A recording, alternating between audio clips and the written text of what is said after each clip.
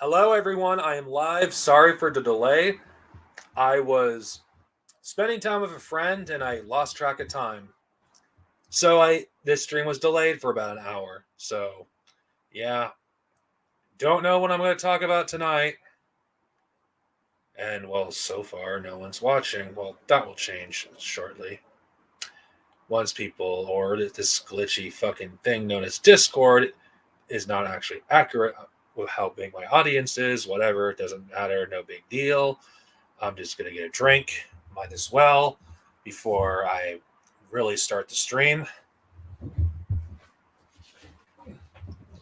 For those of you who are watching this in the future, if you're watching this after it's done, make sure to click on the notification because YouTube, being YouTube, kind of fucks around with leftist content creators. And if you don't want to miss this out on this live, click on the notification when this stream or any future stream comes up, so you'll know about it as soon as it starts. And another reason for the delay is, well, my bus fucking had to basically take a detour, so that's another reason. Now, what's the topic's going to be this time? I have no fucking clue, so I can't answer your question if you ask that. I'm just going to ramble until something clicks.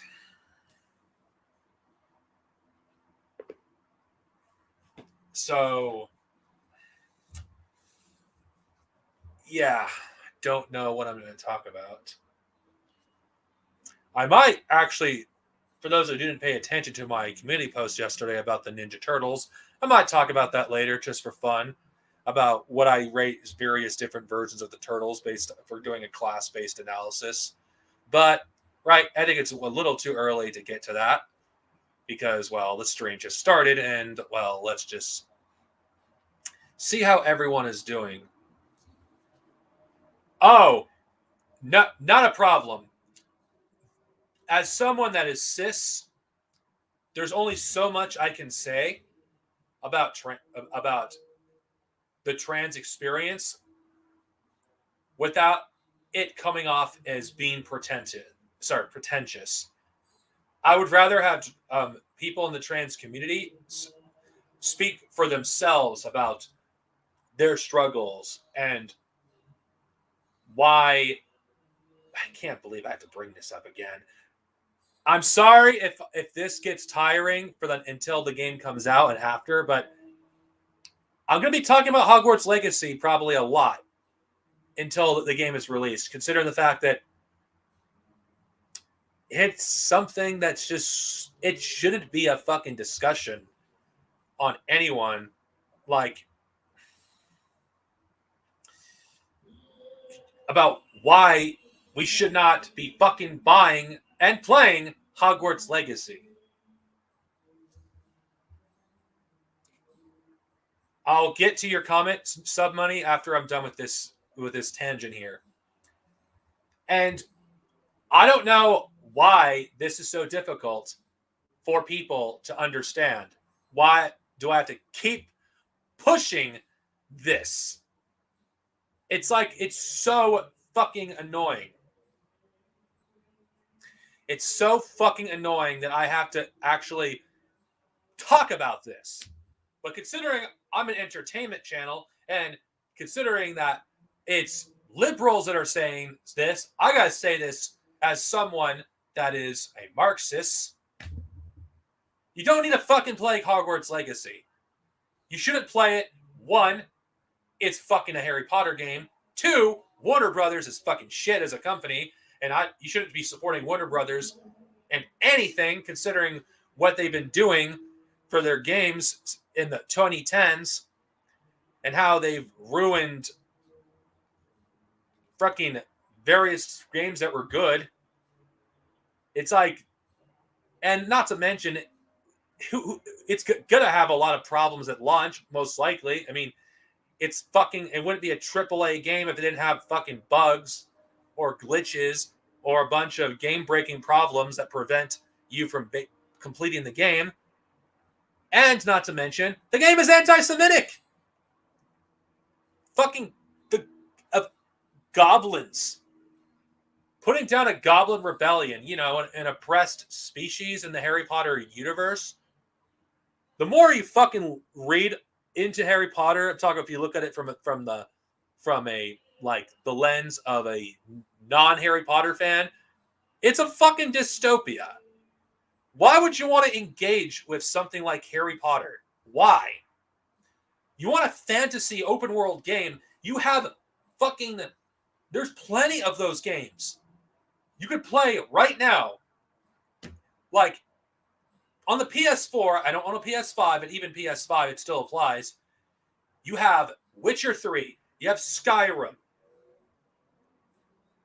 Fallout 4. And if you're on PC, your fucking selections almost end. Like Outer Worlds, Breath of the Wild if you own a Switch. The list goes on and on and on. If you have a Switch, you have the Xenoblade 2, Xenoblade 3. You have an endless amount of open world games. And yeah, Xenoblade may be a mixture of fantasy and science fiction, but the thing is, you don't fucking need Hogwarts Legacy. Whether it's games that are from the past or games from the present, hell, you fucking have freaking other fantasy games you can play too, like Bloodborne, Dark Souls. And what is that? I forgot what that one game is that was extremely popular last year. It escapes me. It's made by the same company that made Dark Souls. You have that fucking game too. I'm just saying, there's lots of fucking choices. And I guarantee a lot of people who are making this a dilemma, which it isn't really, unless you're a fucking piece of shit and just don't want to sacrifice anything for the sake of others.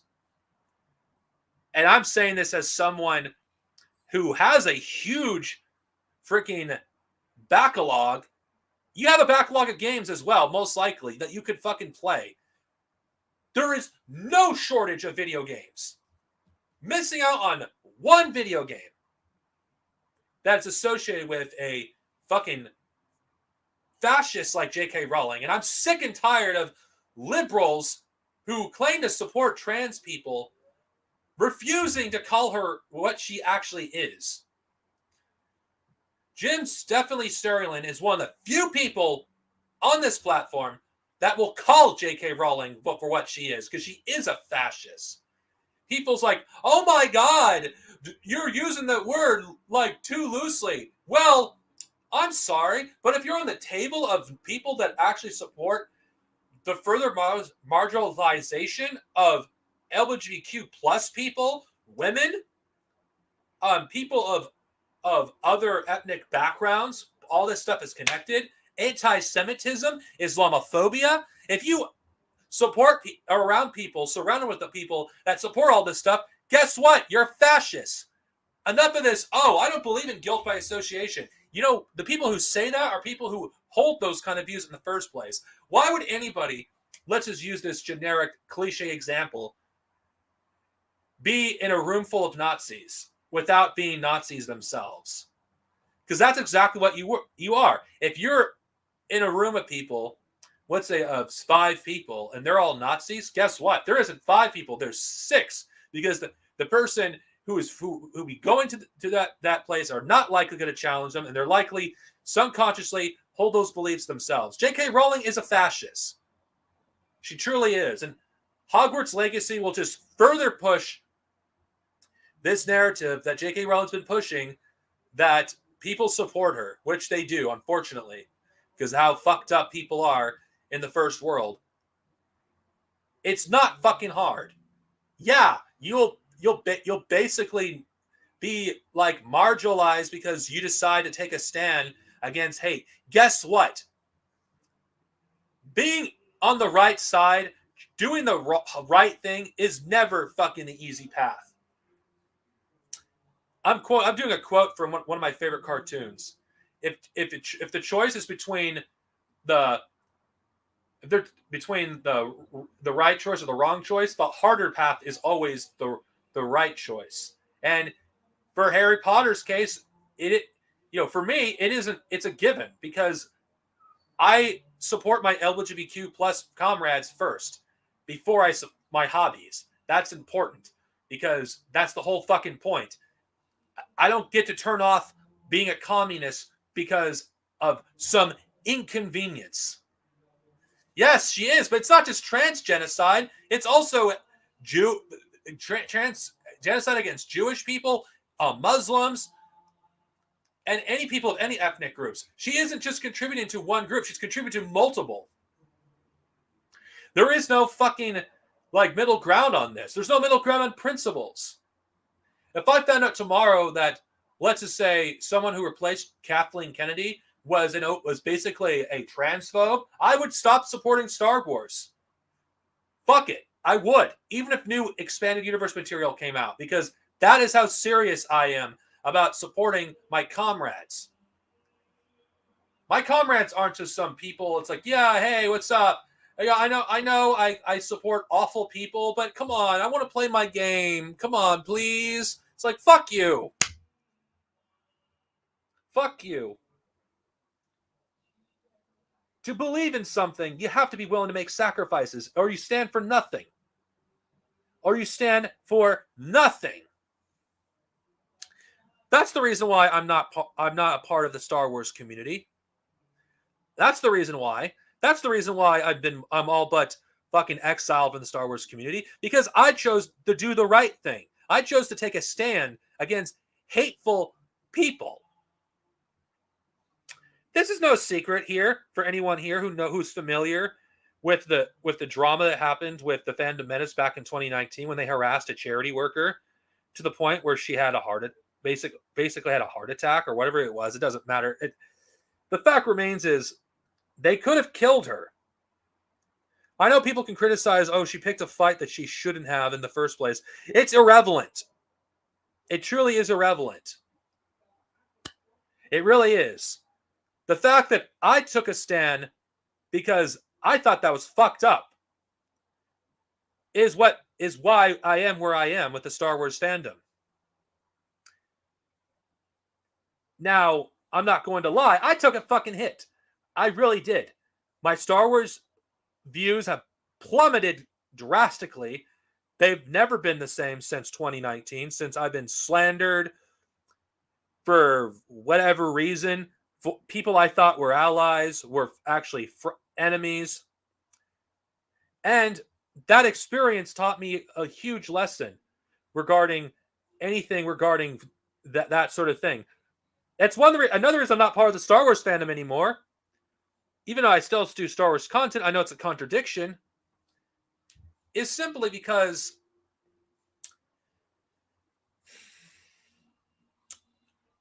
the Star Wars fandom is insane. They get so bent out of shape when you actually talk about real issues. And yeah, you're right. I didn't leave the Star Wars fandom. The fandom left me. They drove me out.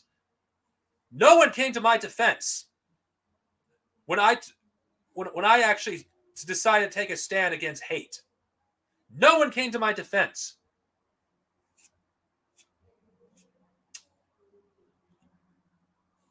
You want to know why? I'm just going to bring this up. I don't particularly like Captain Fordo.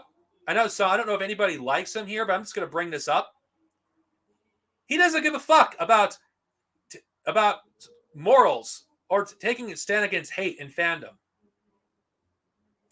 Now, I never revealed this publicly because I didn't want to start drama, but you know what? The Star Wars fandom just hates me anyway, so who gives a shit? Anyone could confirm this with my former State of Star Wars crew about this being true, because it's absolutely fucking is. Captain Fordo is a fucking snake. He truly is. A lot of these people in the Star Wars fandom are fucking snakes. A lot of these creators. They're fake ass people who don't stand for anything and support fucking reactionary fucking bullshit. They don't actually stand for anything. it really fucking is telling. Of course, that's not the first instance where I faced marginalization in the Star Wars fandom. But it happened in multiple instances. And I cannot stress this enough that when the Scoundrels Cantina did that transphobic and I would argue anti-Semitic video against the trans community and LGBTQ plus people as a whole, I, without thinking, took a stand against them because it was naturally the right thing to do. To me, it wasn't a choice of, you know what, I shouldn't say anything because I'll just start drama. Yet, the same people who claimed to hate the fandom menace threw me under the bus when it was convenient because I caused an inconvenience because I decided to take a stand against hate. The Star Wars fandom as a whole are fucking a bunch of morally bankrupt cowards that don't stand for shit. And what does this have to do with Harry Potter? Because it is the exact same fucking thing that those who are conflicted because they want to play Hogwarts Legacy, you're not a friend of the LGBTQ plus community. Let's just be honest with ourselves. You're not a friend. You are not a friend. Do not fucking claim that you are a friend. Now, I am not part of this community, but I will say as someone that supports this community, I am willing to take the bullet for them. Because I hate bullies. Doesn't matter who they are and what they are.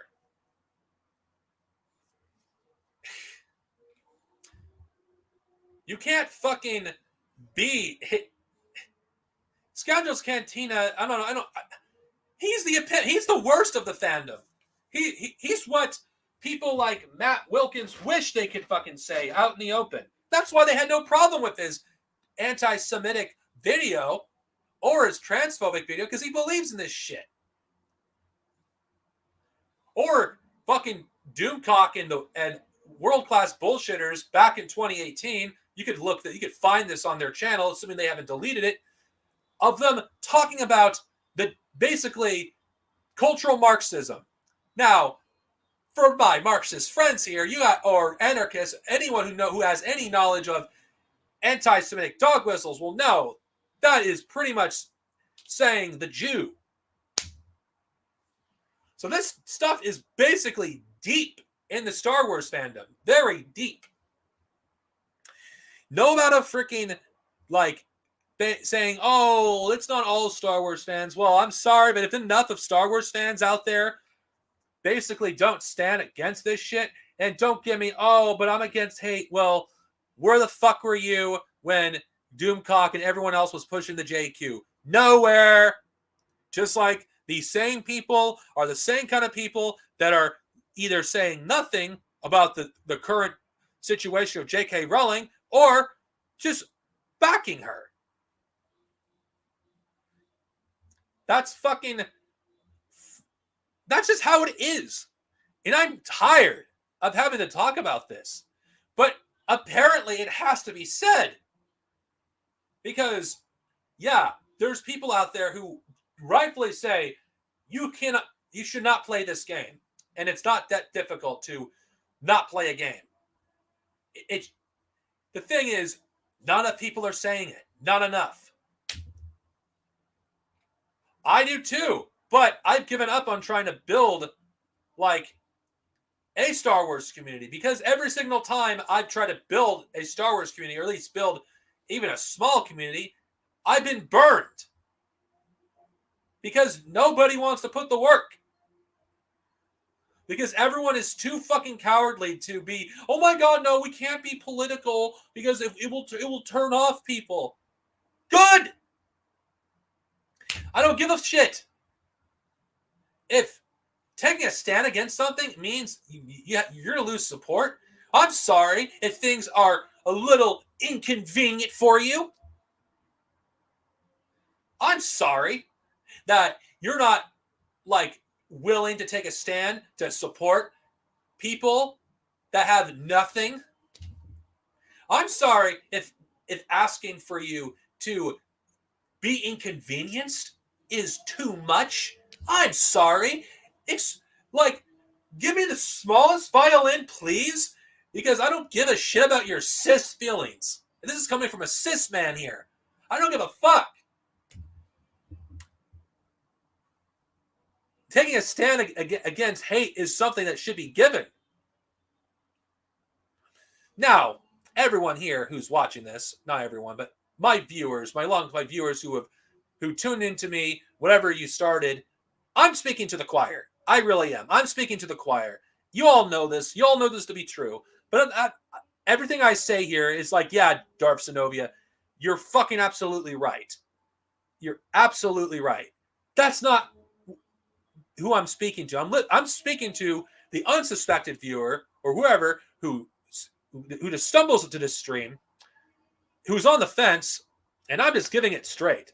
The reason why people would rather listen to me than a lot of other people is because I won't fucking bullshit you. Even if you're my enemy, I'll fucking tell you how it is.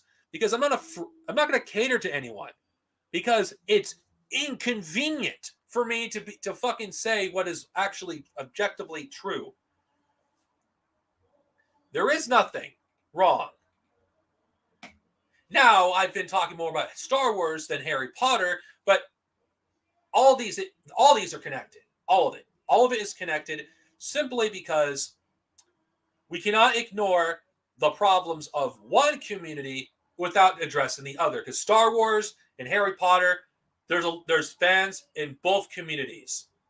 And if I have to bring up Star Wars to bring a point about Hogwarts Legacy, then I will fucking do it, because these communities are intertwined. Because there's fans of Harry Potter in the Star Wars communities, as well as there's Star Wars fans in the Harry Potter community. Now, for those of you who own Harry Potter merchandise, who bought it before this whole shit with J.K. Rowling, I'm not asking you to burn it. I'm not asking you just to disavow the fond memories you may have of Harry Potter. I'm not asking you to do that. I'm not asking you to do that, because you cannot control, what you did before 2018, because you don't know what who J.K. Rowling was like. Those who did, we didn't listen to them, but Harry Potter, it's not going to change the fact that, you've already bought it. Now, I sold all my Harry Potter stuff, so that is a personal choice of mine. And you don't have to do the choice that I did. You don't. If you want to get rid of your stuff or keep it, that's up to you. Just don't buy anything new. In fact, don't even buy used stuff or fan-made stuff of Harry Potter, because anything that makes this franchise more relevant to me is something that we should not be doing. Harry Potter belongs in a museum of shame. That's where it belongs.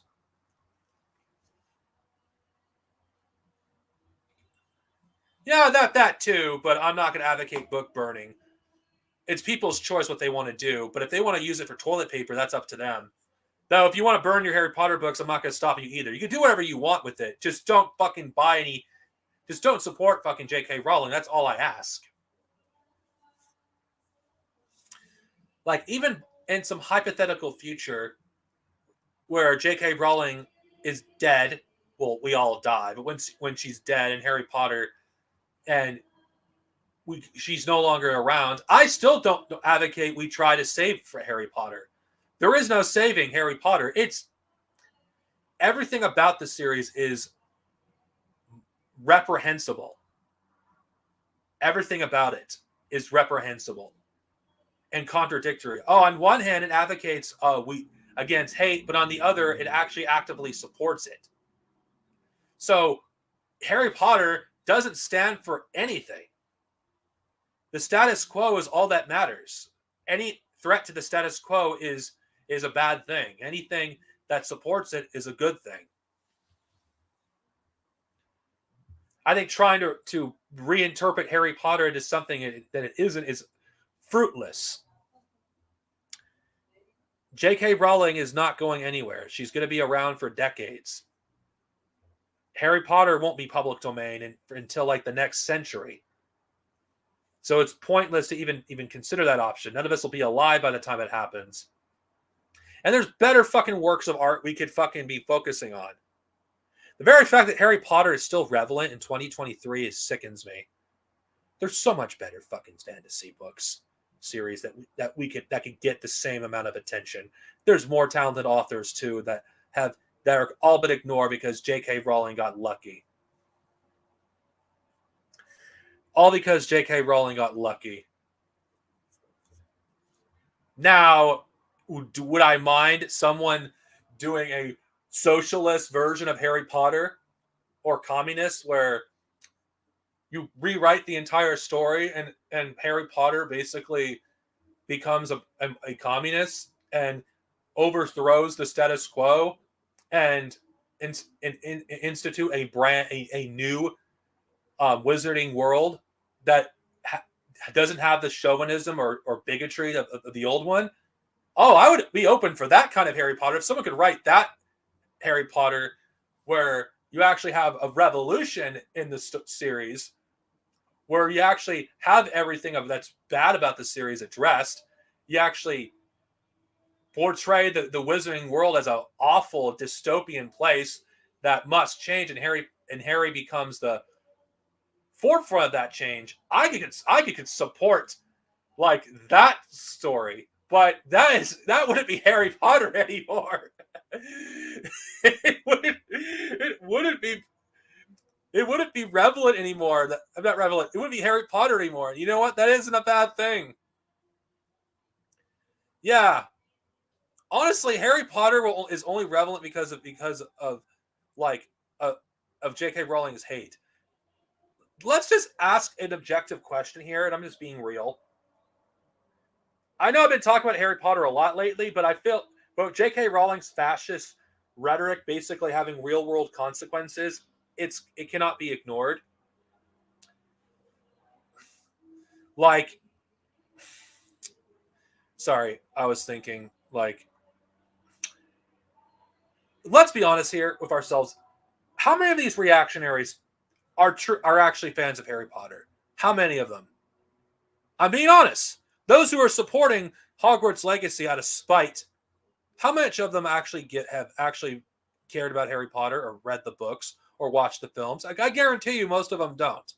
If they have, at most, they've probably watched a few of the movies at least one time many years ago and probably don't remember much of what happens.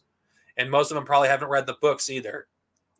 That's the thing I'm asking, because other than Harry Potter being basically being supported by basically a hate mob,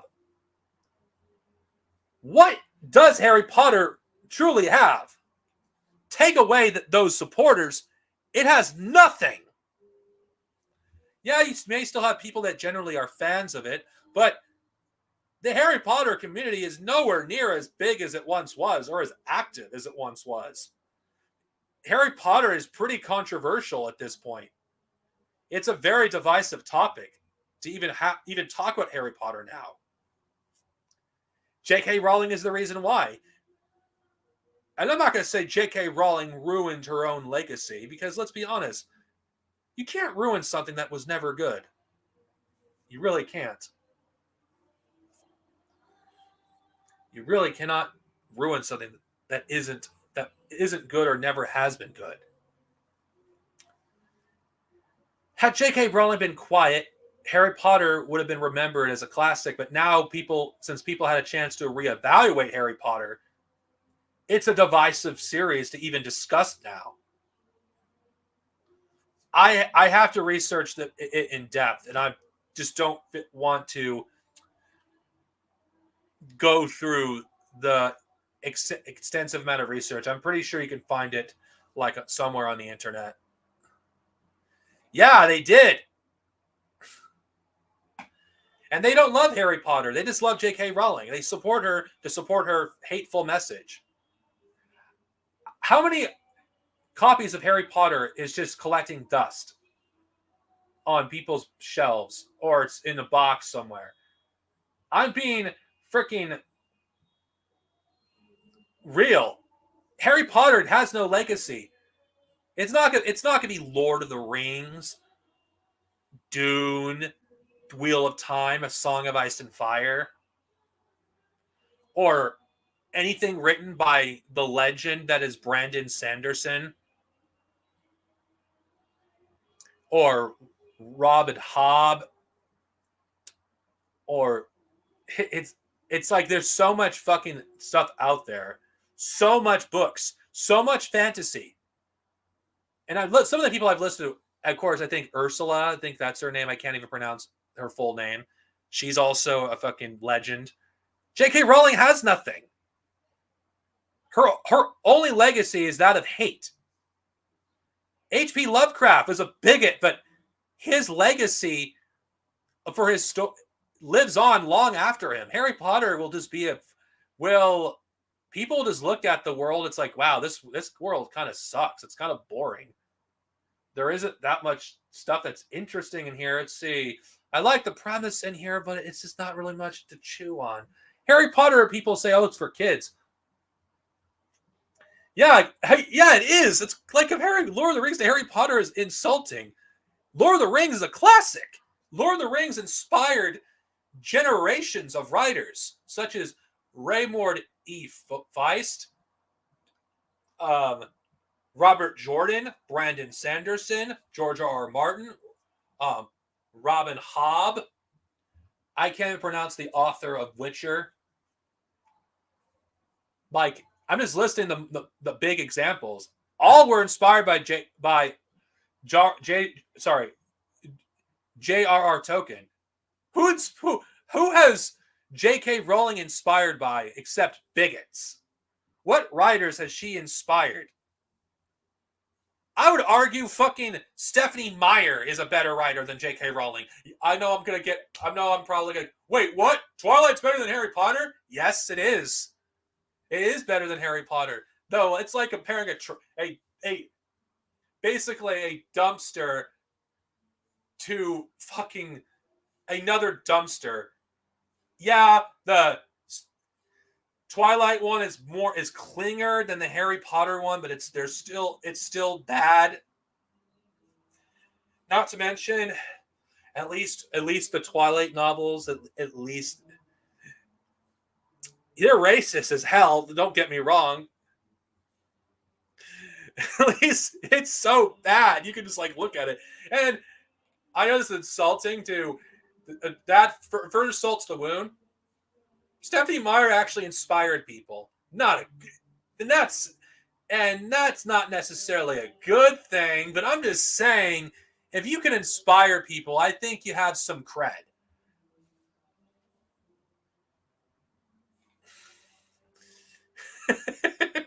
Yeah, she is. And of course, some of the authors I mentioned who were inspired by Tolkien, you may not recognize a few of them, like Raymond E. Feist. He wrote a series that's like, I discovered it like last year, called The Rift War Cycle, which is like over 20 books.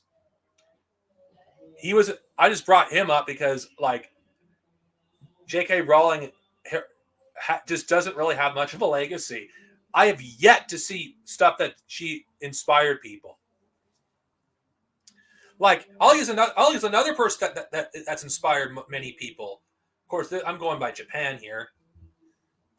Akira Toriyama has inspired many modern mangaka, such as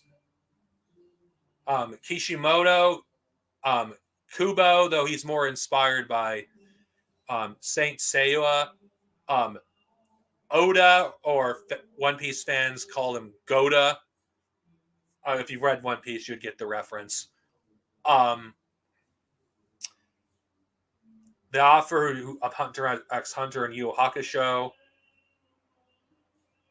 I can't list every series that Dragon Ball is inspired, but I would say Fairy Tail and various other mangas all have been inspired by Dragon Ball to some extent. That's a legacy. Akira Toriyama has inspired many fucking writers and artists in the anime industry. All will be remembered long after J.K. Rowling is dead. I have never read Hunger Games.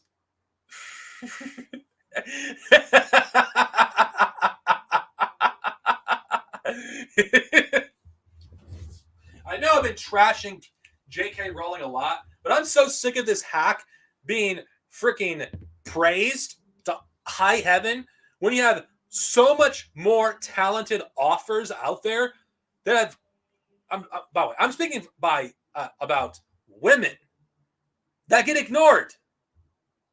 Like, how could a legend like Ursula think? Oh, I'll be back right. I know. I have her book, like the Left Hand of Darkness.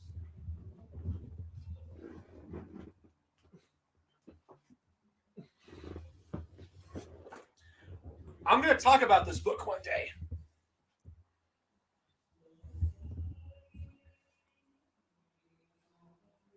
Like, okay, The Left Hand of Darkness by Ursula K.L.E. Glenn. I think that's her name. I'm awful at names. Why is this author why isn't she remembered? But hacks like J.K. Rowling are okay. When was The Left Hand of Darkness published? I'll just bring it up. It isn't the only book she's published, but let's see. 1969. This book was released decades before Harry Potter. Why isn't this book like talked about? But we listen to shit like Harry Potter. What the fuck?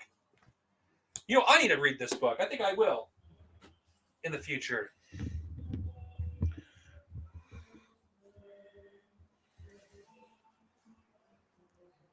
Like, I argue that Harry Potter is the same way. It's a dystopia.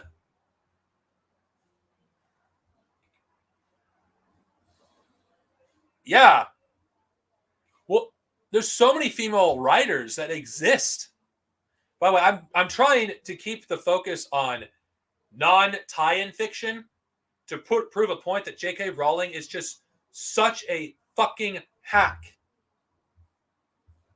That it just makes me sick that someone like that, people like treat her like she's the fucking queen when at best Harry Potter is fucking mediocre.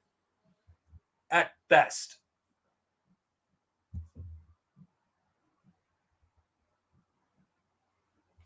Well, there's different ways of being anti-Semitic without being overt about it. You can be covert about it.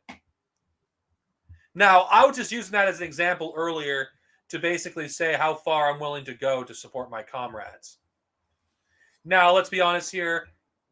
If you had someone like that in Lucasfilm that was openly anti-trans, who was in a leadership position, people would like flock to Star Wars, and Star Wars would become a hate symbol, and that's something I don't want to ever happen. I've read, yeah, of course.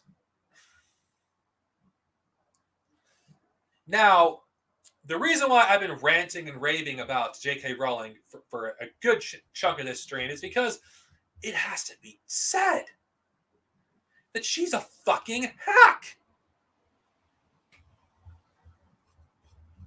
She is a fucking hack. There's better fantasies books you can read. There's better games you can play that are out right now than Hogwarts Legacy. And I'm just going to end this because I'm sick of talking about this fucking bitch. I know I might talk about her again. I don't know enough about Yummy Park. I'd have to research her, unfortunately. Anyway, don't buy Hogwarts Legacy. It's not that difficult. If you have a difficult time not playing a game because, then you don't support the trans community, and you're not likely to support you're not going to support the marginalized when things get really bad under fascism.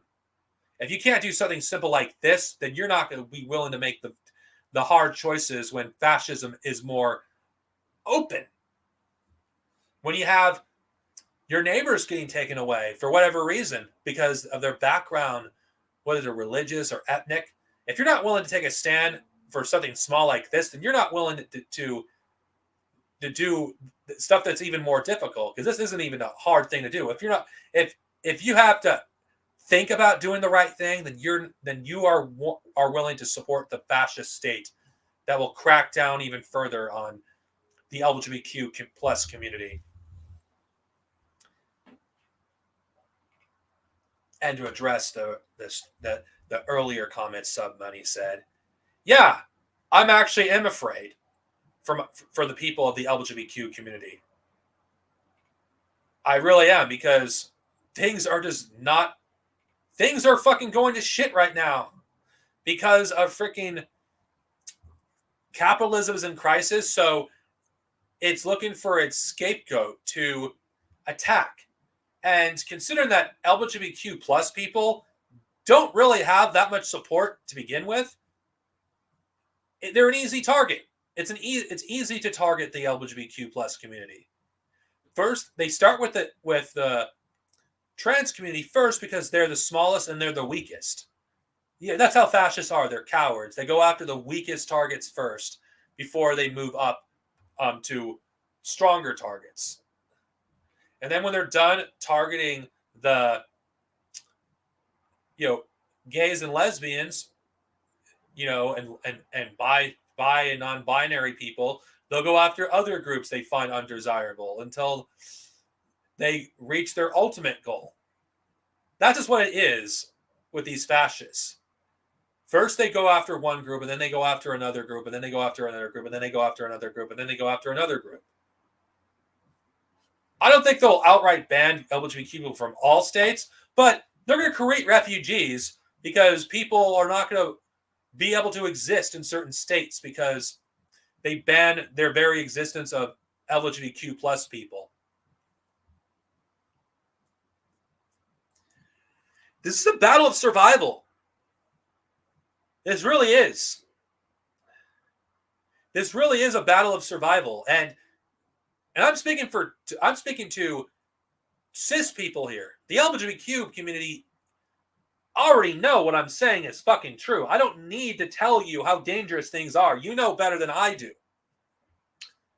Cis people, us cis people, we have to stand in solidarity with our LGBTQ comrades, our friends, our family.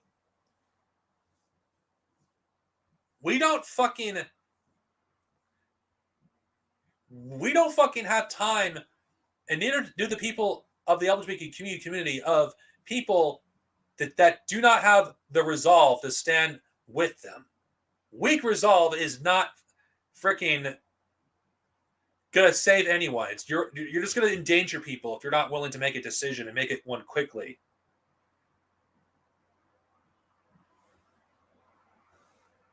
I'll defend my comrades, even if I die in the process, because that's how serious I am. It isn't safe. And the very fact that my most hated enemies are those who are against these communities goes to show you that they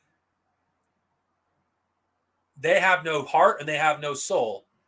That they would sell out their own friends if they are part of these communities. These people lack any sort of empathy. People say, "Oh, I have empathy." Do you really? If you can't support the LGBTQ community without hesitation, if you have to hesitate to do it, then I don't trust you. I really don't trust you. And I'm speaking to cis people here, not members of the LGBTQ community, because those in the LGBT community don't need me to tell them that they need to defend themselves, because they know this. They don't need to be told this. They know this. They know, because they're the ones that are going to be attacked.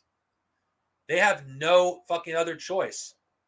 I'm saying this as someone because this goes against my interests materially, but I don't care. I care about doing what's right. That you will have to give up what's comfortable to you. You may lose friendships or even family members because you take a stand.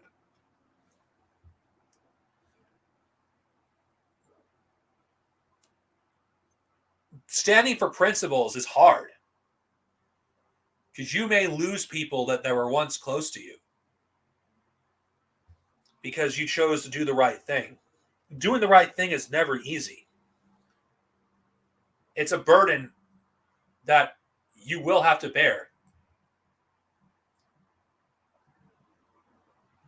But when you do it, when you do it at your own personal risk, when you sacrifice things that would make you comfortable, you will gain something more valuable: respect.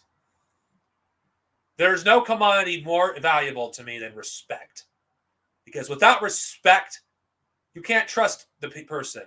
If they say, "Oh, I support you," well, what good is your word if you're not going to actually do it? As the old saying goes, actions speak louder than words. And I don't trust people that basically say, I support you. I support because you're my comrade." It's like, I don't fucking know. I don't know that. You're just saying that because you'll think that others will believe it. You think I'm stupid. Yeah, you're right. Asexuals aren't safe from fascists.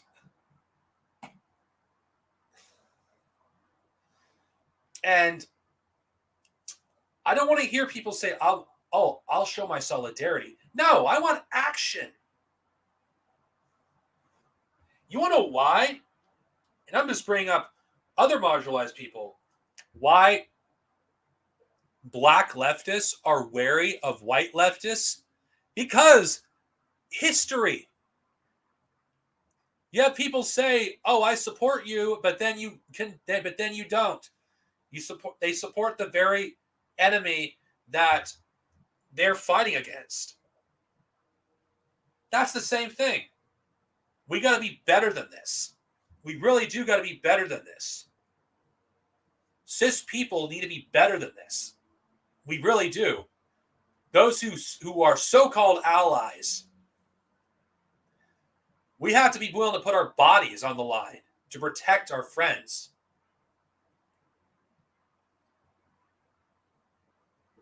It isn't easy. No, it's not. It isn't easy.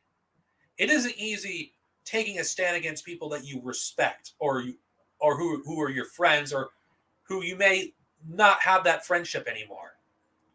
You may lose people that you've known for years, and you may never get that friendship back. But respect is so much more valuable than anything else. There's just nothing more valuable than respect. And there is no middle ground on principles. You can't just, on one hand, say, "Oh, you support this," but do the exact opposite. Because people, even enemies, have more respect for people that stand for something than those who stand for nothing. Because that's exactly what these so-called these trans supporting allies are when it comes to Hogwarts Legacy and Harry Potter as a whole. "Oh, I support my friends, but I want to play Harry Potter. I still want to be a fan." Yeah, well, your words mean jack and shit. Sorry. I'm sorry if what I say hurts your fragile cis feelings that you can't continue supporting a franchise that actively supports a transphobe. J.K. Rowling is a danger to trans people, and of course she's also a danger to people people who are gay, lesbian, bisexual, asexual. So she's a danger to multiple communities.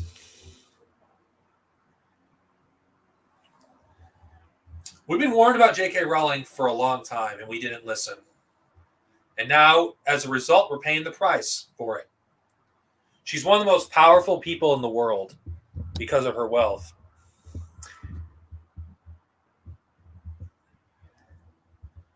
And I know that this topic of fascism is tiring. I know people who are watching, it's like, Darksnovia, can you please talk about something else? Do we have to hear this depressing topic every signal stream? Do we have to talk about it? I'm sorry. It depresses me talking about this. I'd rather talk about how great Fire Emblem Engage is, how fun the gameplay is, or how the game, even though the story isn't the most amazing thing in the world, you could base it. You could be a gay or lesbian or bi or asexual. You could base. There's more options when it comes to role playing as a whatever kind of character that you want to be. At least for the main character. I'd rather talk about that. Even though I'm a cis person, I would like to talk about the freedom you have to basically choose the character's sexuality and not have them defined based on, because you have this amount of options for this gender or that gender. I'd rather talk about something more fun, but that's not the reality of things. That really isn't. That really isn't the reality. I'd rather talk about that. I'd rather talk about how the TMNT thing that I talk about just to talk about Ninja Turtles.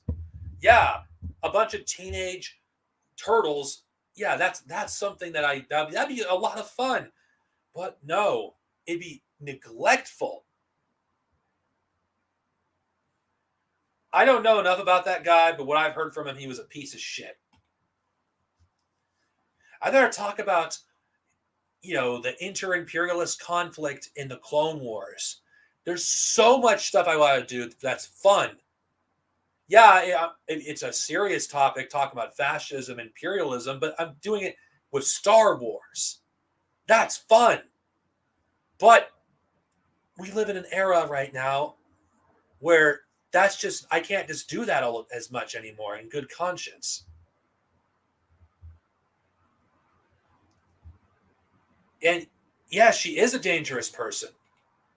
We cannot not ignore J.K. Rowling. There's nothing I would love more than to fucking ignore this bitch. I would love nothing more than for J.K. Rowling to be a pariah. But that's not possible. She's one of the most wealthy people on the planet, one of the most wealthy women.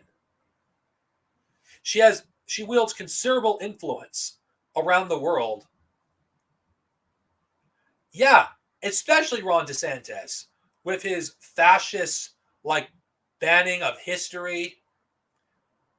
There's American history is basically being discouraged to be taught, which of course this is nothing new to those who live in America, who actually who live in this country. There's a lot of pressing stuff to talk about. There's too much. It's overwhelming sometimes of how much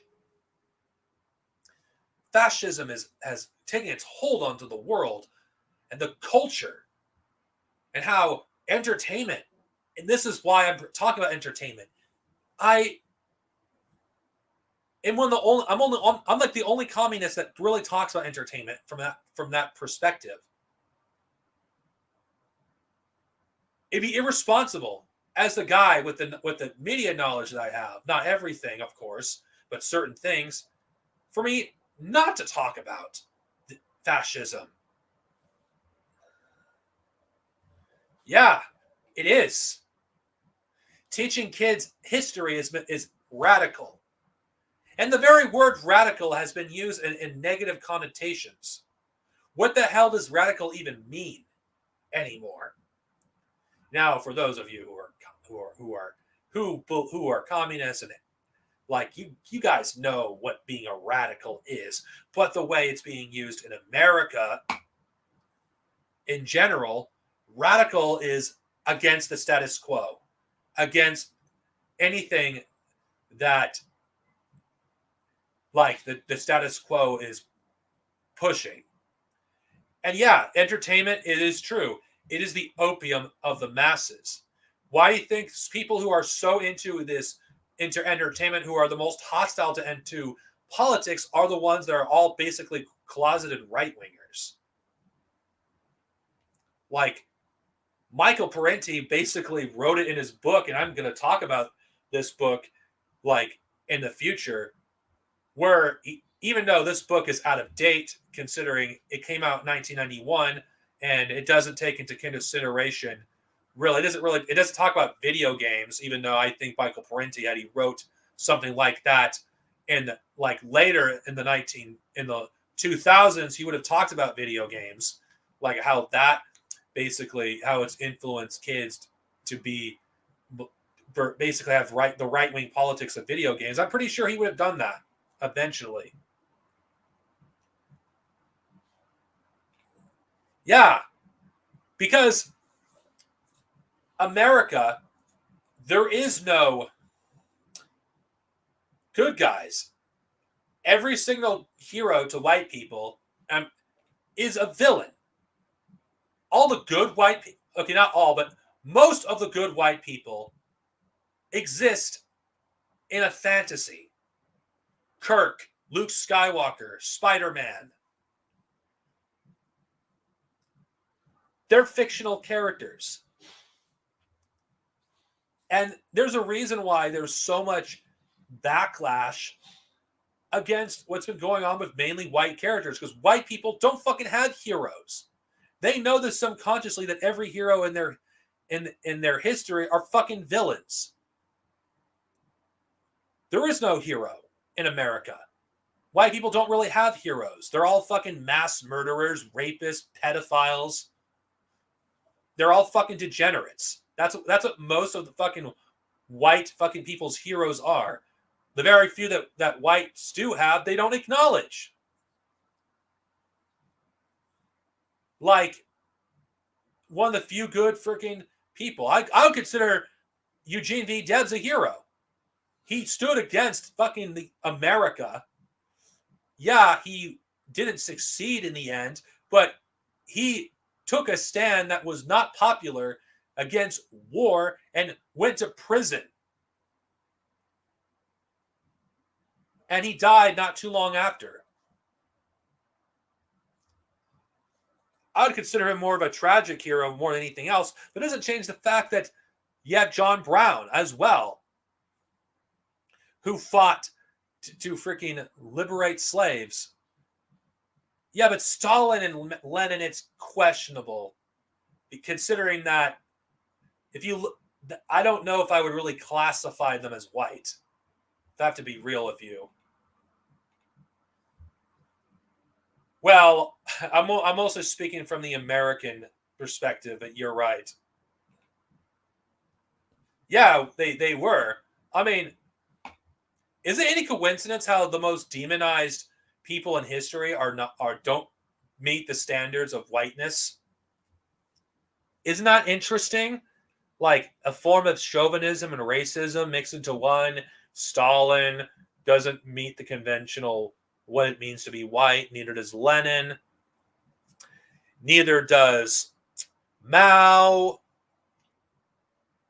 It's like, oh wait, these people killed this XX amount of people, but you don't even. Fidel Castro's demonized, but he's not demonized to this extent. Maybe because he looks too white for people, so you can't really demonize. And if you do stuff that demonizes Che Guevara, you make him look as black as possible. It's like, how is that not racist? You have racism. It's like, oh, white people are good, darker skinned people bad. It's like Stalin wasn't necessarily what you would say is white. He really wasn't. Neither was Lenin. Yet Churchill is considered a hero, despite the fact the guy's responsible for the deaths of millions. Queen Elizabeth is considered a fucking whatever you want to call that bitch, despite the fact she's had a hand in multiple genocides. Like, the kind of fucking people that white people look up to are monsters. They truly are monsters. They are fucking monsters. Yet, that's all they have. That's why they're so insecure. Because, let's be honest here, Americans know deep down, white Americans, that they have no heroes. They're all fucking fictional. Because every single hero they have is a monster. From George Washington to Biden, they're all fucking monsters, all of them. All of them have killed more people than any socialist leader. Oh yeah. Oh, but stop. But Stalin killed this X amount of people. Yeah. Let's like cry for the poor kulaks and the fucking Nazis. Yeah, we should have any sympathy for the Nazis or for the Tsar and their fucking supporters. Yeah, we should cry and moan for a bunch of scum. Yeah, we should cry. Oh yeah, Fidel Castro killed these people. Oh yeah, we should cry for the criminals. We should cry for the criminals. Yeah, we should cry. Yeah, I'm gonna shed tears for fucking dead Nazis.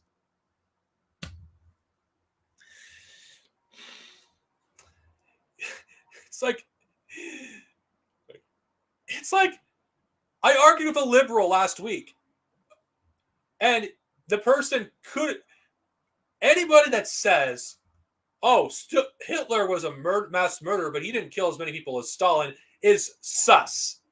I'm sorry. If you basically say the Soviets were worse than the Nazis, to be honest, in my opinion, you're a Nazi.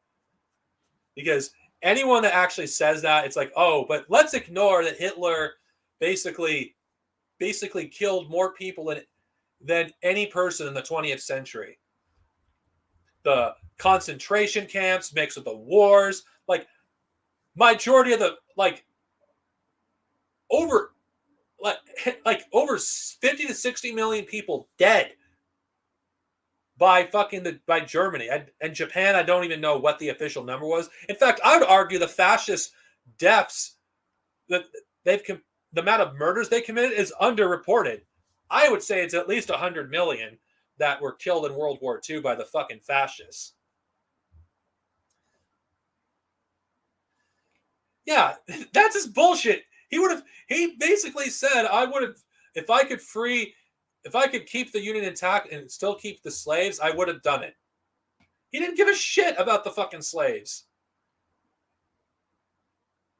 It's like, oh yeah, let's ignore the genocide that Lincoln had at hand in with the indigenous people. Oh yeah, these people are so great.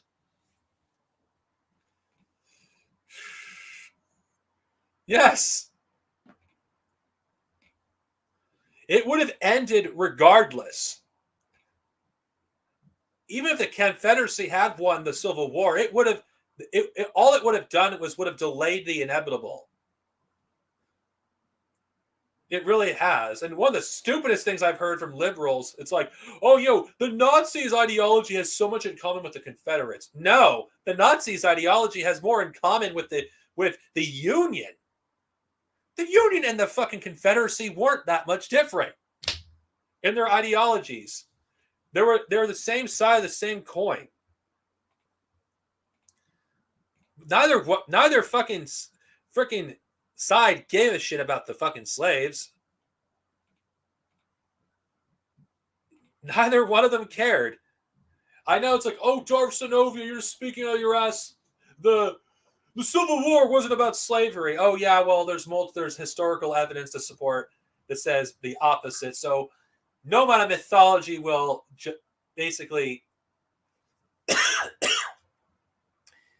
none of my mythology will change that the Civil War was all about slavery. Don't fucking kid yourselves and say it was. And anyone that believes that bullshit is just lying to themselves and to you. Now, I expect fascists to be dishonest about the death toll of communists they've committed. I'm not saying communists didn't kill people. I mean, come on, that's just insane to say they didn't. But to say that that Stalin killed 20 million people, like that's literally impossible. When the Soviet Union had like almost 200 million people before the start of World War II. You're telling me Stalin killed 20 million plus the Nazis killed 27 million? That would mean like almost a quarter of the population died, and half of that, and more than half, and almost half of that was Stalin. Don't get real. There's just no way that many people could have been born after the war. That's just ridiculous. That's just not scientifically impossible. They say that's scientifically impossible. Of course, I know my enemies are taking I was like, Darksnovia denies the genocide in Ukraine. It's like I don't deny that there wasn't a famine, okay? And I'm not going to take the words of fucking fascists who inflate the numbers and from people that celebrate a Nazi that had a hand in and basically committing genocide against the Jewish people of Ukraine. So fuck you, Ukrainian apologists. I don't fucking give a shit. And I know this will be taken out of context. If anything, the communists didn't kill enough fascists. They should have killed more, not less. They were too soft. Maybe they shot more Nazis. We wouldn't have as many fucking fascists around today. We wouldn't have to deal with their fucking descendants, like freaking destroying the fucking world. Had the Soviets actually killed more Nazis. Darksnovia says the communism didn't kill enough. Well, go ahead and take that out of context. Guilty as charged, because I don't give a shit. The amount of people that fucking that don't care about the victims of fascism versus the victims of communism is telling to me. Oh, let's have tears over the fascists that freaking were murdered by the communists. Well, let's not give a shit about the victims of fascism, like the Jewish diaspora, gypsies, the LGBTQ plus community. They don't matter, because the only people we should be caring about is dead bourgeois people and Nazis. That's what we should care about. And dead monarchists. That's what we should be caring about. We shouldn't be caring about the actual victims. Go ahead and take this out of context. Fuck fucking these Nazis. Loving scum. Seriously, fuck these Nazi loving scum. Why should we care? I'm not going to fucking apologize for like not shedding a tear for dead Hitlerites and freaking Ukraine, fucking Russia, they'll people that collaborated with the Nazis, Germany, France. I don't give a fuck about some dead Nazis. Fuck them. Seriously, fuck them. Yeah, let's just ignore like the suffering that the United States committed, with the help of South Korea and Japan on the people of the Korean Peninsula, like wiping out 25% of the North Korean population. That's not considered a genocide by these Nazi bootlicking scum, but a bunch of dead Nazis in Ukraine by an invented freaking Holodomor. That's a genocide. A deliberate genocide, but not the deliberate genocide of the people in North Korea. This goes to show you how Nazis and their lovers of Nazis fucking don't actually have any honesty at all. Yeah, of course it was. Nazis are all hypocrites. And for the liberals out there who are like, oh my God, Darksnovia is a tanky. Fuck you. Okay, pointing out facts is not being a tanky. Okay, yeah, it's like, so what if I don't care about some dead Nazis? It's not a fucking bad thing. You know, if YouTube fucking takes this video down because I think, oh, Darksnovia is getting a death threats to Nazis. Why is that such a bad thing? Fuck Nazis. I don't see why saying fuck Nazis is so controversial. But according to this platform that loves to platform fascists and give them money, apparently it's a controversial take to say fuck Nazis. Everyone you don't like is a Nazi. Yeah, I don't like Nazis. That should be obvious. And majority of the people I don't like actually kind of are fucking fascists. I'm just saying, like, supporting legislation that basically legislates an entire community out of existence, that basically denies the existence of certain people, laws that basically prevent people from actually being who they are. I mean, it's kind of what genocide actually is. It's like these people who claim that they don't support fascism yet support actual fascism. It's like, I wonder what you would have done during the 1940s when the Nazis were persecuting LGBTQ people. Would you have supported them? I might think you would.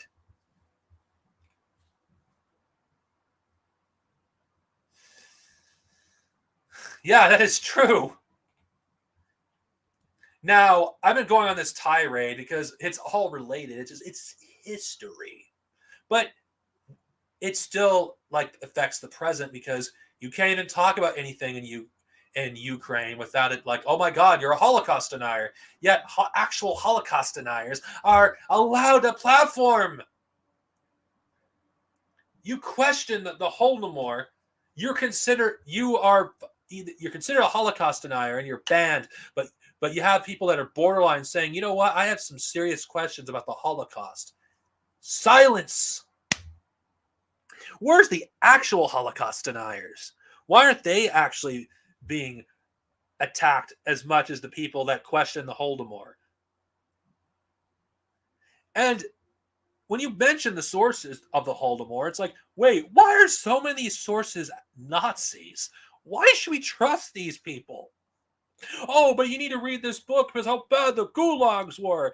Yeah, we should listen to a guy that's ties to Nazis.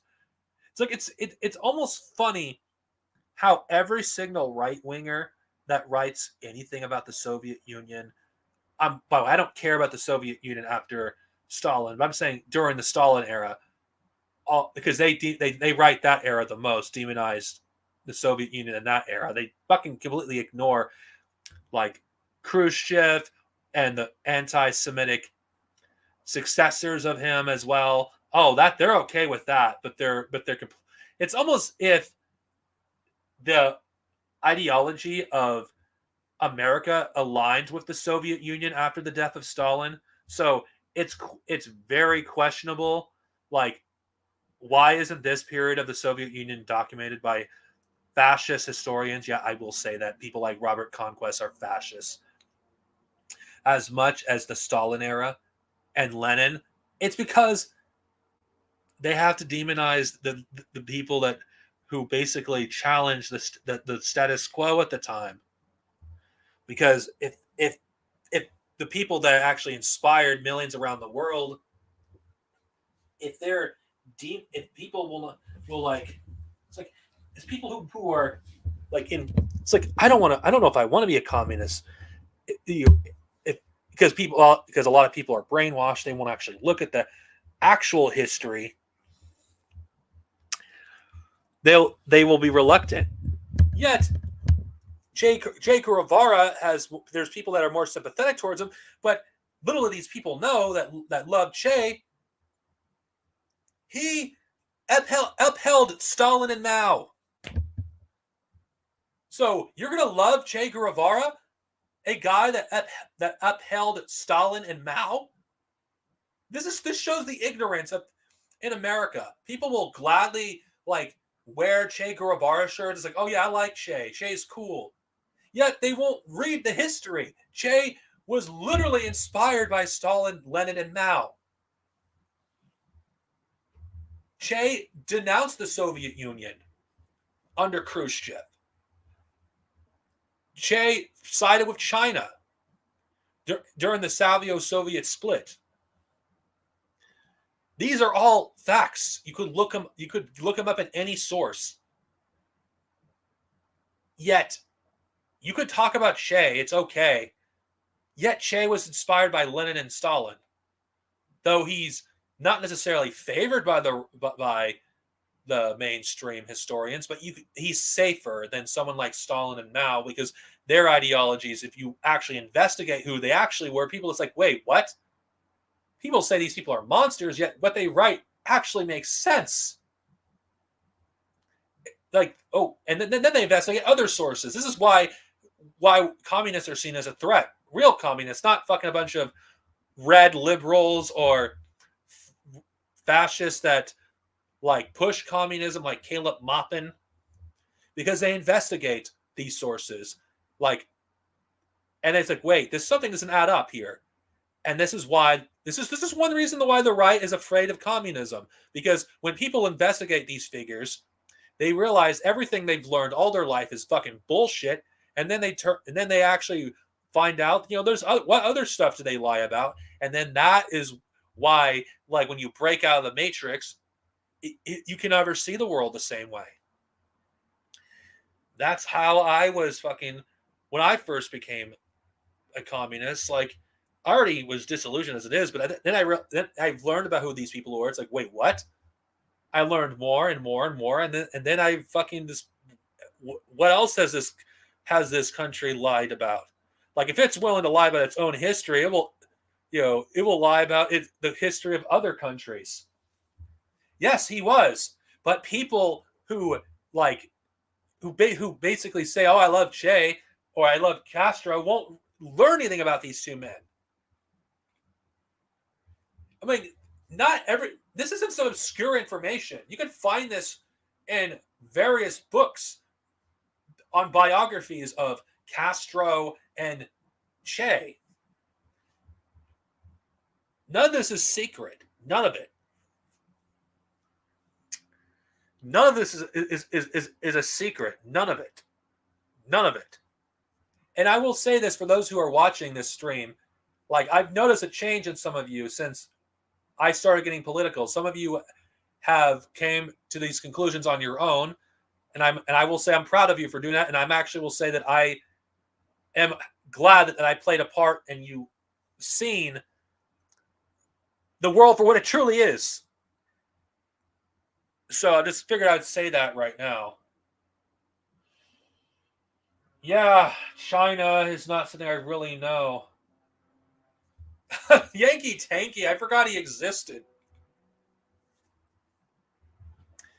But the reason why I bring this stuff up here, because the people like Caleb Maupin are not really that much of a threat to fascists, because he's just a clown. People like Cultured Thug is, though, because Cultured Thug is actually well read as a fascist. He actually has the potential to organize a movement. Something that Caleb doesn't. Caleb is an idiot. And yeah. And now, you don't need... Now, Michael Parenti, there's some stuff I could criticize for him for, like his uncritical support of the Soviet Union. But Michael Parenti did not believe in this, like, actually existing socialism bullshit. If you read Black Shirts and Reds, and this is one thing that Maupinites won't fucking actually ever talk about with Michael Parenti. Oh, but Michael Parenti was wrong about China. It's like, no, he wasn't. If he was wrong about, like, if you actually do any research about what America thought of China at the time, they were pretty cozy with the Chinese government after Mao died. It's pretty obvious that China was not fucking communist or even socialist. I mean, come on. Anyone that believes that shit is delusional.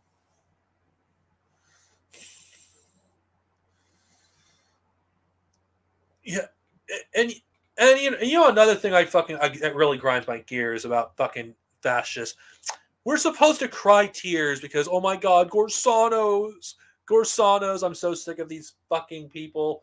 Gorsanos are the most obnoxious, fucking entitled fucking babies in this fucking country. I'm just speaking from America for those of you who are watching this who are like outside of America. And, like they had everything fucking handed to them.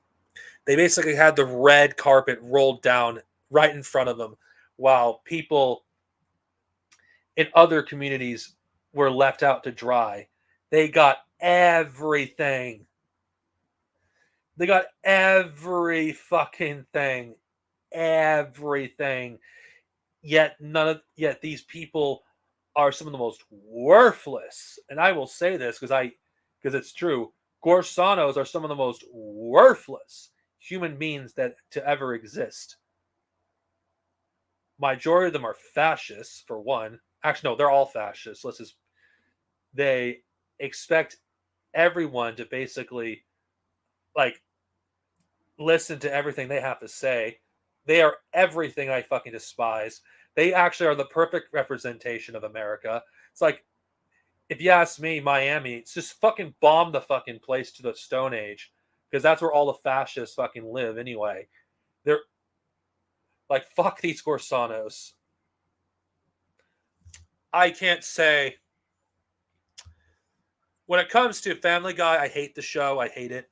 American Dad, I don't like it. Simpsons, it depends on which Simpsons we're talking about.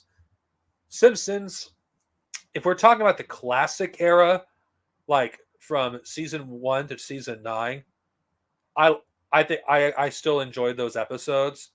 I think the, Simpsons in that time there are some of the most iconic moments of television. Yeah, I do enjoy the early Simpsons. Anything after season 9, it's a hit or miss for me. So yeah,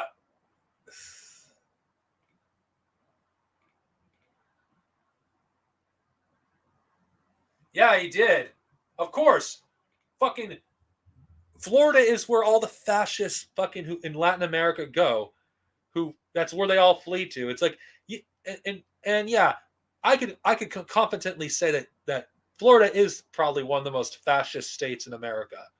Because why isn't it every fascist that flees Latin America always goes to Florida and Miami especially? Why is it they don't go to California normally or Missouri? Oh no, because they actually have solidarity with these in fucking Miami. Yeah, I hope fucking I hope I good thing for like for Miami is it will be underwater give or take like a decade or two.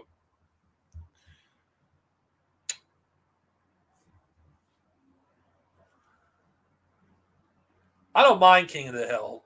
Actually, I think it's a good. I actually still I don't. I think it's a good show. Classic Simpsons, like season 1 through 9. I enjoy though. Anything like after that, like you could take it or leave it.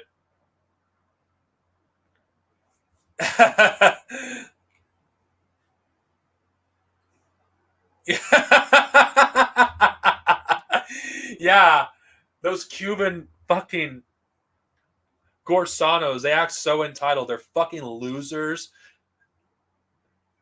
who cry and moan every single goddamn day that their papa or grandpapa fucking or whatever they don't they don't have their property in fucking Cuba anymore. It's like, yeah, well, fuck you. I don't give a fuck about you or your family. You have it pretty good, it seems like. Like I'm supposed to fucking feel sorry for you.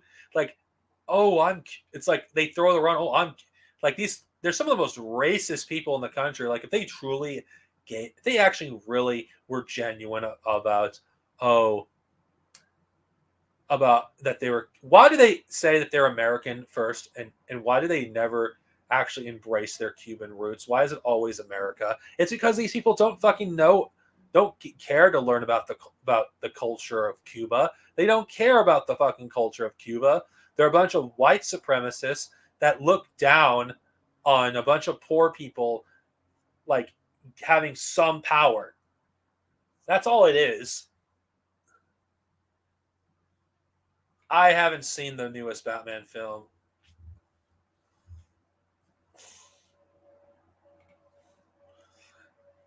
It's like, Castro was a dictator. Yeah, he was such a dictator that he actually allowed freaking people to leave the country, and he didn't kill them when I think he should have sunk their ships.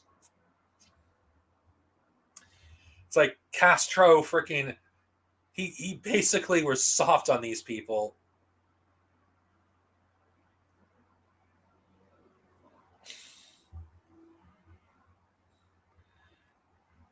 That's fucking who.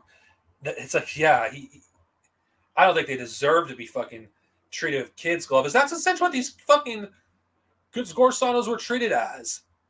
The Gorsanos in fucking Cuba were treated with fucking kids' gloves. They were allowed to leave. Oh, the people are fleeing Cuba. Yeah, the majority of the people who flee. I wonder what's their economic background.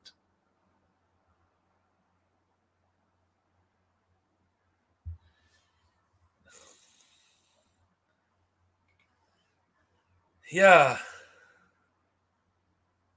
yeah, it is. Oh, but wait, Castro is bad though. The war on drugs is bad. I don't. I think that should be a given. Let's see.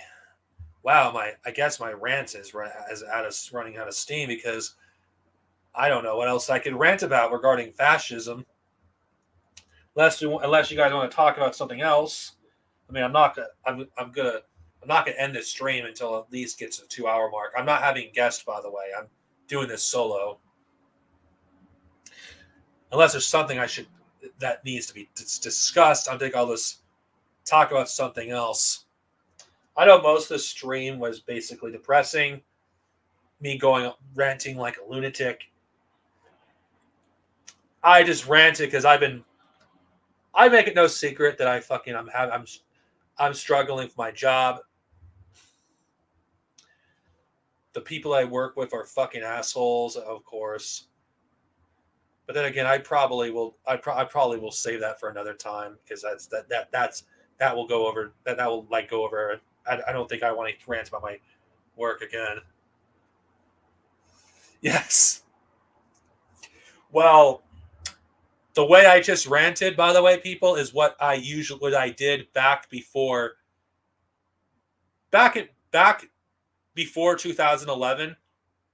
The kind of rants I just did was exactly how I used to rant. Angry, raw, did not hold back. I saw Avatar 2. I thought it was really good. I will stand by that. I thought it was really good, Avatar 2.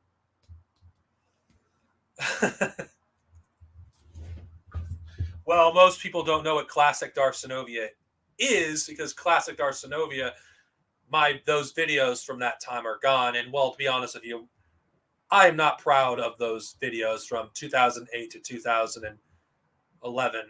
I have I think two 2011 videos, one from Anime Expo 2011 and one from actually two of them actually.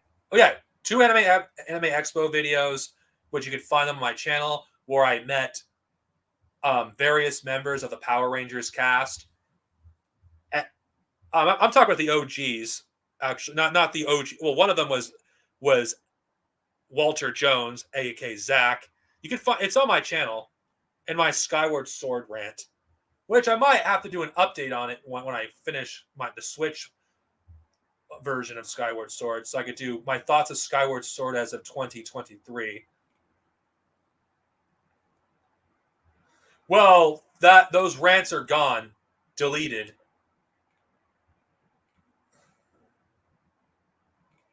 Oh, I didn't know you've been watching. I didn't know. Oh, you've been here since 2015.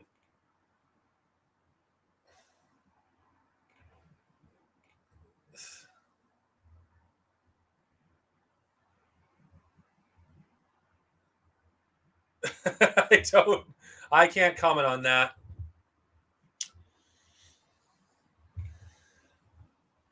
Yeah, but I do call it classic Darksnovia for a reason, because it's before the modern era.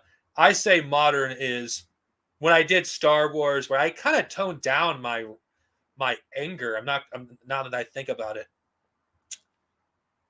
because back in 2008 to 2010, I didn't work yet. I didn't have any employment. I didn't start working until around like late 2000 and not mid 2010. So I had to keep my anger in check.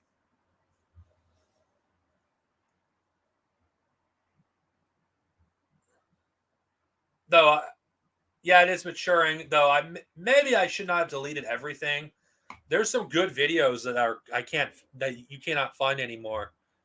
It was back when the 2003 series was still recent, where I basically defended the series from the haters and fanboys of the '87 cartoon. And yeah, oh yeah, a calm, angry person is far more dangerous than an angry person. But I wouldn't say I'm calm. Actually, now, see, I'm just thinking here.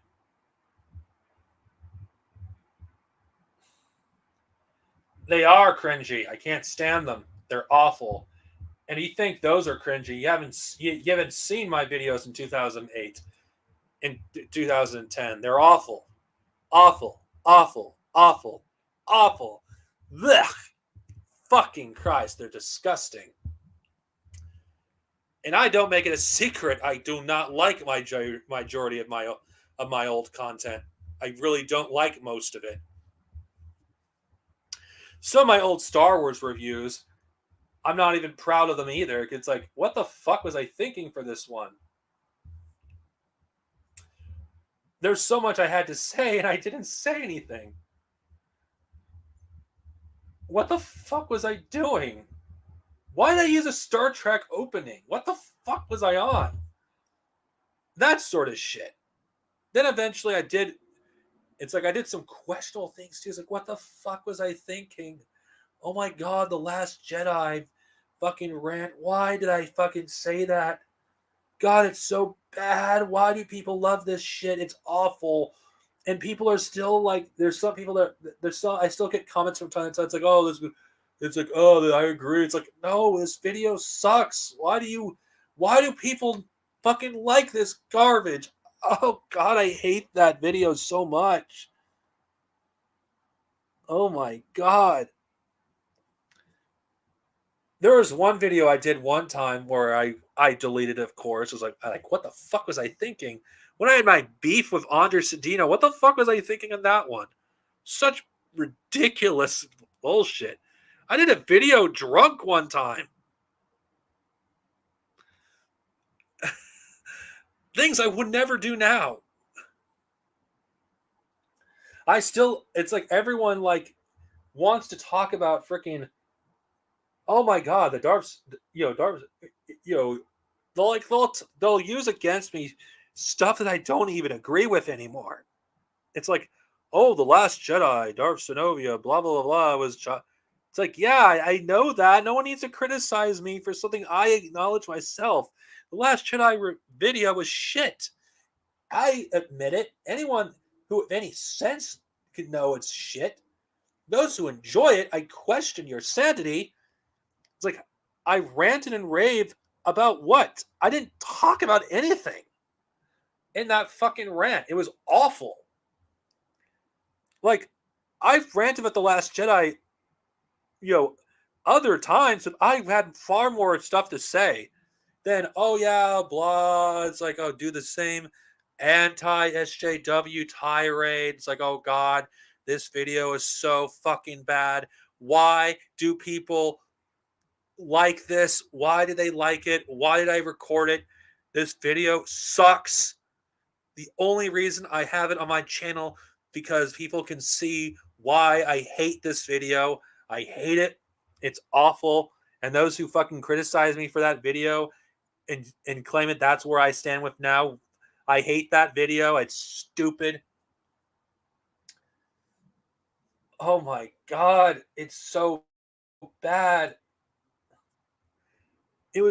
I've been ranting. Yeah, I'm ranting. It's unrelated, but I'm ranting about shit that I just I cringe when I think about it. I think the Force Awakens rant was good in hindsight. So was Rogue One, but the Last Jedi was just, ugh, God, it's awful. Ugh, oh God.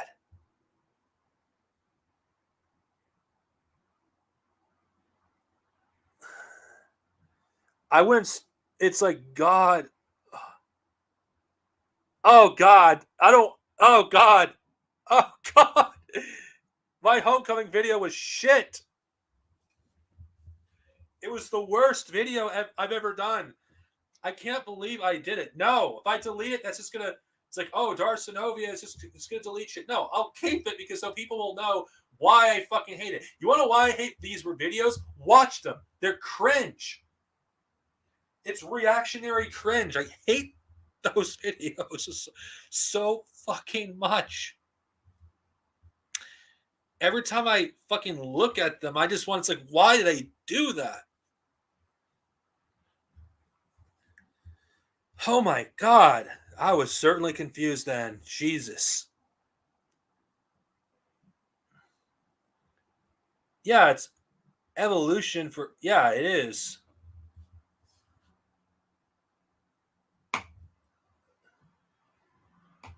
Yeah, of course. What's actually ironic, when I started to evolve as a person, the reactionaries that used to be fans of me, just like, oh, Darksnovia has gone downhill. Yeah, what?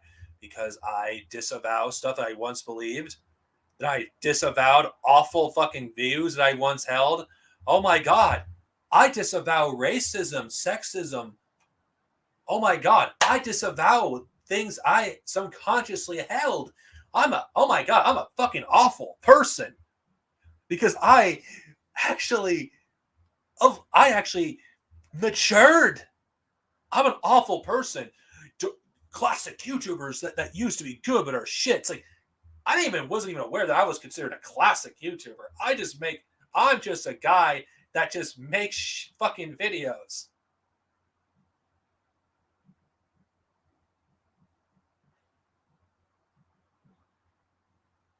I don't regret what I said about Battlefront 2. I really don't regret that one.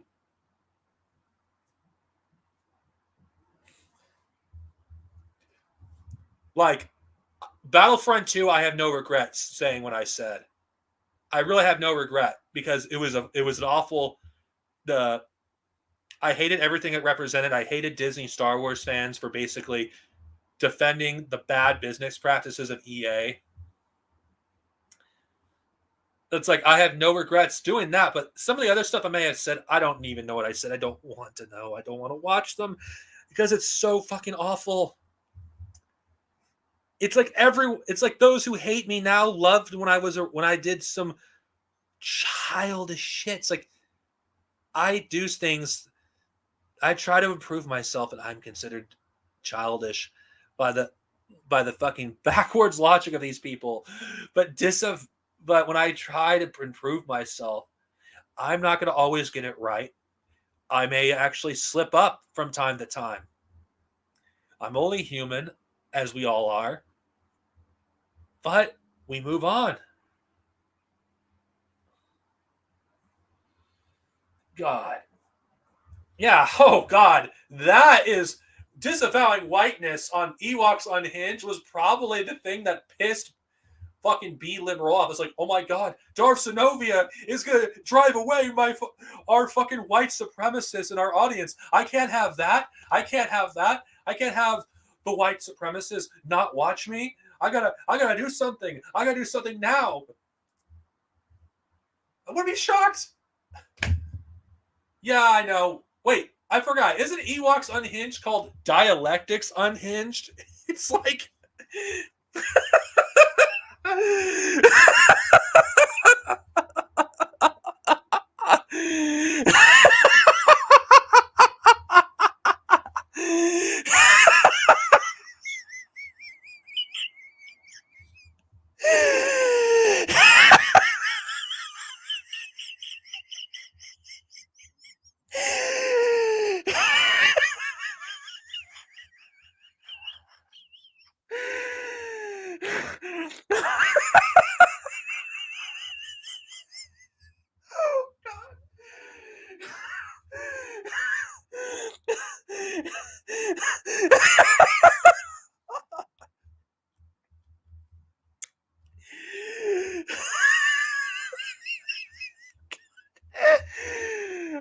This is funny shit.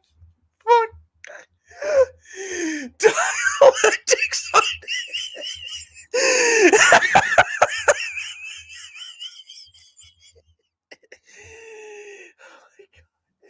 Oh my god.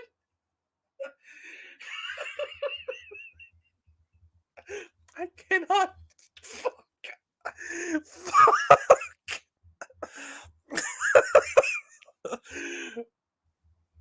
Oh my god.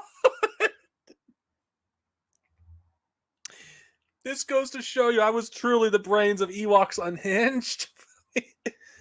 Out of all the names he had to fucking put, it's Dialectics Unhinged. You could have just taken out the unhinged, just put something else. It's like, wow, how uncreative do you have to be? It's like, what the fuck? Can I ask a question to anybody here? I don't care if I'm mocking Be Liberal. He's gonna watch this, I know it. Can any of you take someone seriously with a name like that? At least if Ewoks Unhinged, which was my fucking idea, by the way, the name anyway. It was more of a joke. At least Ewoks Unhinged, it's straight to the point. Oh, this is a Star Wars channel about some... Oh, this is basically a bunch of Ewoks talking about politics. It's kind of cool. At least Ewoks Unhinged was a cool name. You took a cool name and you replaced it with a cringe one. I mean, I hate the fact that at least I'm glad he is no longer using Ewoks. At least he's not doing that anymore. At least he's not doing that anymore. Does that mean I could take your name? Can I take Ewoks Unhinged now? Be liberal? Maybe I could just name my I can name my podcast that, because since you don't want the name anymore, should I take it? Maybe not, but still, you kind of tainted it. It's like, come on, man. It's like you had such a cool name and you changed it to one of the most cringe-worthy names possible. If you're gonna put dialectics, put something else. Like Marxist dialectics, something, whatever the fuck it is. This goes to show you just how unimaginative Be Liberal is as a fucking person. It feels like there was no thought put into this new name. Dialectics Unhinged. That doesn't stick near. That does not stick nearly as well as Ewoks Unhinged. It's like, what the fuck? Seriously. No, I don't even know. It's like, what the fuck? It's like, can someone explain to me why Dialectics Unhinged is a name that, like, you guys heard me laugh for almost 2 minutes straight because I couldn't say anything because I brought up the name and I just fucking laughed. Obnoxious Socialist sounds better, actually, though I prefer the Obnoxious Anarchist as a name, but whatever. Obnoxious Socialist is at least, it goes well, but Dialectics Unhinged, what? So you're unhinged for believing in dialectics? What the fuck is what? What?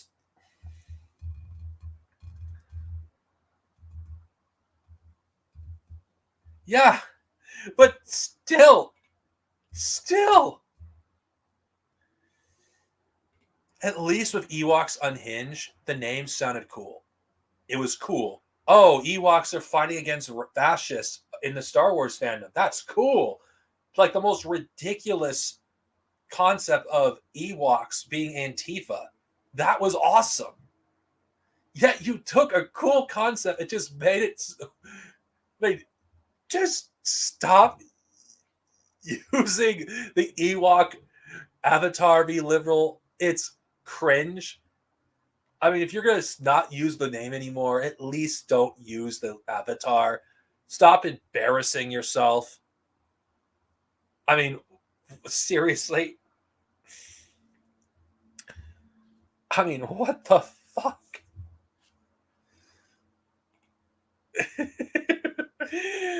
My God. And I can't believe anyone ever took Be Liberal seriously.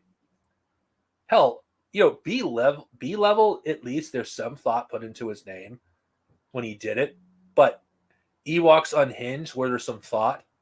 But Dialectics Unhinged is like the most uninspired name I can fucking think of. I mean, you could have done anything else. You could fucking do anything else.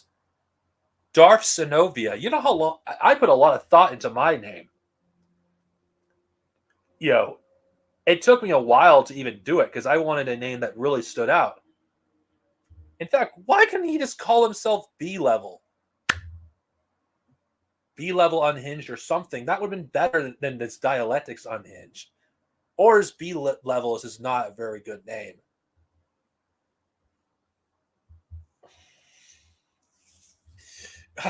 It's like, I'm sorry, people. I had to on stream mock B Liberal's new name on his channel because it's just so fucking. I literally cannot take it seriously. It's like what's the conversation going to be like when he approaches someone? It's like, oh, well, what's the name of your channel? Oh, my channel is called Dialectics Unhinged. What the fuck is wait, what? What? It's like, fuck. It's like what? It's like how it's bad enough you alienated the Star Wars fandom, but now you're just gonna use a name that nobody can fucking find on the fucking algorithm. At least look for something. It's like I don't even like but Hawes put a lot more thought into his name than Be Liberal. It's like God, he's such a boomer. He's such a fucking boomer. Oh God. Anyway, enough about Be Liberal. I just figured, it's hilarious just mocking him.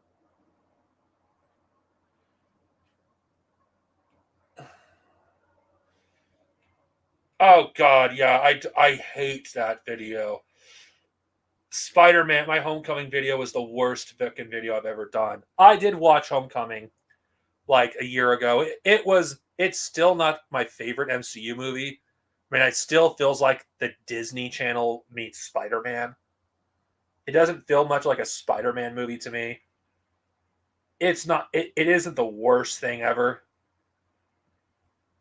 I did enjoy the sequels though, like No Way Home and Far From Home. I enjoyed the sequels. So I think I actually do genuinely enjoy them. I just didn't care for the first one. Like because they don't really feel much like Spider-Man. Like the sequels I felt like were better because it actually explored aspects of Peter Parker that has not been explored on screen before. And that's what I liked about them. I don't care about DC movies personally.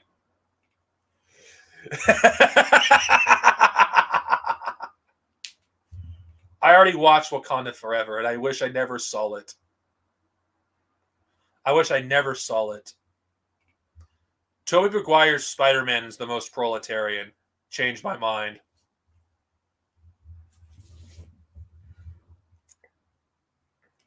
It's like, you must make everything political. Why do you have to be politics into everything? Some random reactionary dipshit. I'm sorry if me liking Spider-Man being a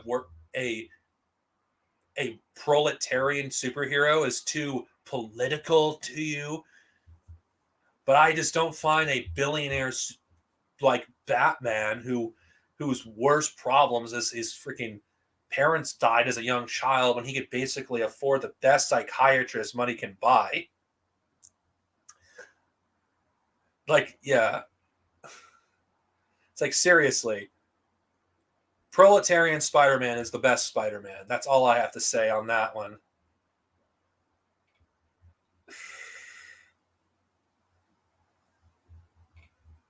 Now, just for the hell of it, I got a question for you, everybody here. Which Teenage Mutant Ninja Turtle incarnation is the most proletarian, and which one is the most neoliberal? I'm just gonna have you all give your own answers in the comment section. Now, for those of you who want to know which ones are neoliberal, I think it's obvious if you read my post. But those who haven't, just write your own answers down. Which ones do you consider the most neoliberal and which ones you consider the most proletarian? Now, of course, it's like, wait, Darksnovia, why do you bring up politics into Ninja Turtles? They're fucking turtles. Well, because I'm doing this for fun, and unlike my random reactionary viewer, I can actually have fun and rant about serious topics. So yeah, I'm just gonna wait for an answer because it's gonna be interesting. Because I don't think the Ninja Turtles have ever been talked about in this way. Which ones are proletarian? Because I know some people in the fandom. It's like, oh, people out there. It's like the Lumpen aren't proletarian. Actually, they kind of are. It's like, yeah, Spawn, Spider-Man, and the Ninja Turtles are the best superheroes because they're not part of the fucking bourgeoisie. Well, unless you're talking about one version of the Turtles, or at least two of them. Oh, the '90s film. I hold deep to my heart. The first one, the first Ninja Turtles movie, the live action one, in my opinion, is the best movie of the entire franchise. And of course, I think since I'll just talk about it. Like, yes, he was, but he really is not. He's part of the lumpen proletariat. Yeah, he has a bad. Yeah, he was. Anyway, I don't know enough about Spawn, so I'll just stick to what I know. What I like about Spawn is he hangs out with the homeless and defends them. Like, he literally he protects the powerless, unlike most superheroes who just don't even bother interacting with, like, yeah. Okay, well, I'm talking about the turtles as a whole, not individual turtles. Now, for the incarnation of the turtles, I'm going to start with the order that they came out.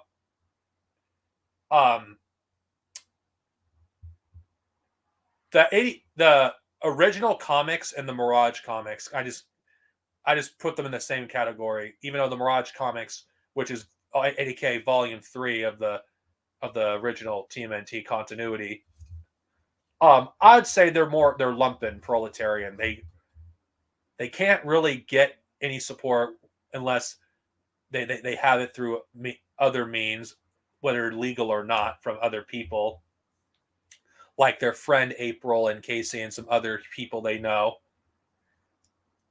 I would consider these turtles to basically be kind of fucked when it comes to their support. They really do depend on, like, their friends for their support, food and such, and they have to scavenge everything they have. And of course, you have Michelangelo. If you're going by I haven't read as much Mirage as other incarnations, so yeah, I'm not going to talk.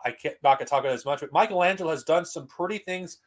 He's helped the homeless multiple times, and even actually became a writer for April in order to actually support her family, Casey and their adopted daughter. So yeah, I would say Michelangelo is proletarian, at least in that version, as far as I know.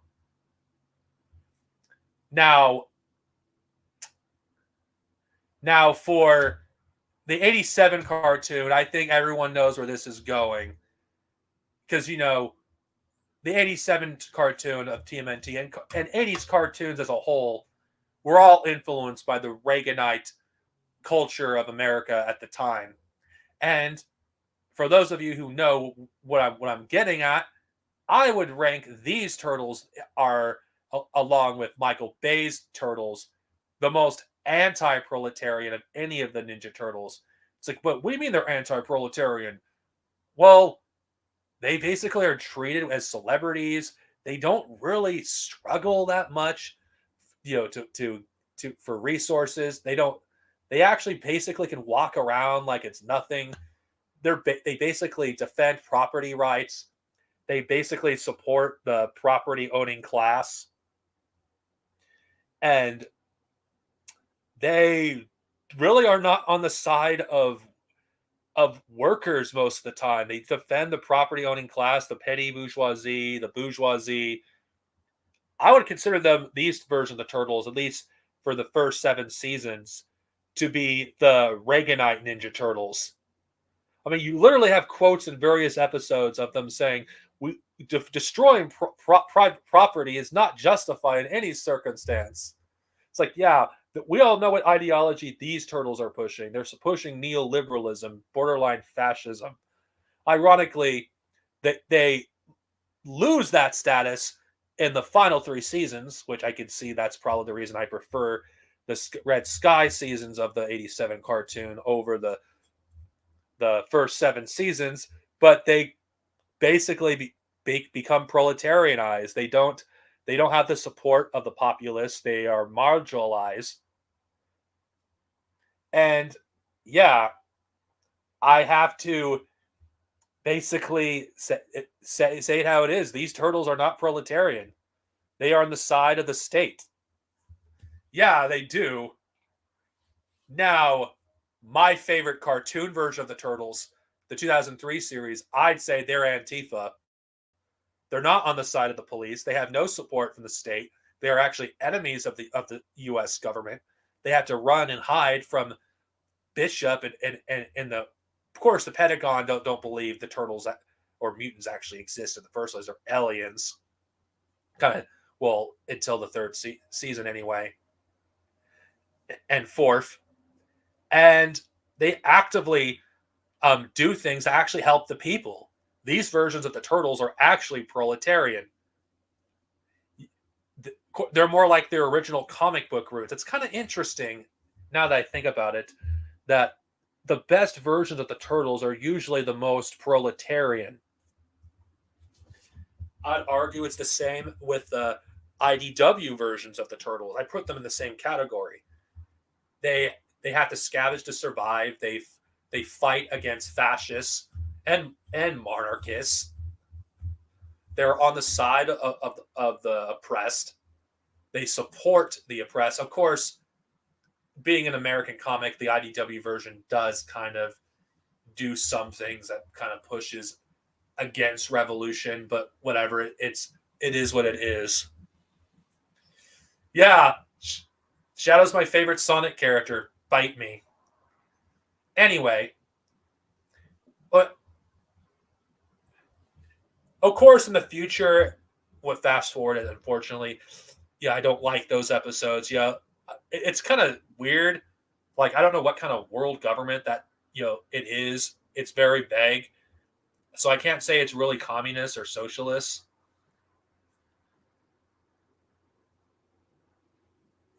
You should revisit the 2003 series. It's actually the best cartoon of the Turtles, in my opinion. Speaking of cartoons, the 2012 series, it's very hard. I actually don't consider. I do consider them like still. I don't consider them as proletarian as the 2003 versions, but I do consider them having proletarian roots, and they're not part of the lumpen bourgeoisie. They actually fight against them. I'd say they more classify as anarchists more than anything else, and they don't have any support from the state. They fight. They don't support the governments of the world. At most, they just don't want to be bothered by anyone. Of course, I forgot the Archie comics, which I haven't read enough of those to really talk about it, so I'll leave that one for another day. But what I've heard from them, they're heavily focused on environmentalist themes. Ironically, that version of the Turtles is actually based off the '87 cartoon, at least at first, until they go a completely new direction. But that's something for another day. Michael Bay's version of the Turtles is, do I really need to explain to everyone here where they lie? They support, I'd basically call them imperialists and neoliberal. It's like they support the fucking CIA, the FBI, they're friendly with some of the most reactionary institutions of the fucking world. It's like, what the fuck? You know,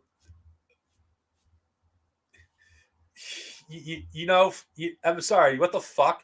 I cannot look at those movies without, it's like, wait, my boys would never fucking be friendly with the FBI or the CIA when in every incarnation minus the 87 cartoon, you know, they will be fucking running away from these people because they know they would be fucking captured and experimented on. It's like, what the fuck? Yeah, so no. So I hate all that version. As for Rise, I cannot comment on Rise. As for Transformers, let's be honest here. Fuck Michael Bay's Transformers.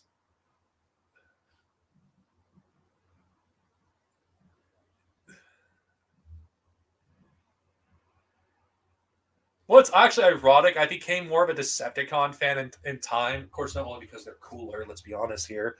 They're cool. They're way cooler than the Autobots. But the fact that the Decepticons are against the United States government alone is the reason I refer them over the Autobots.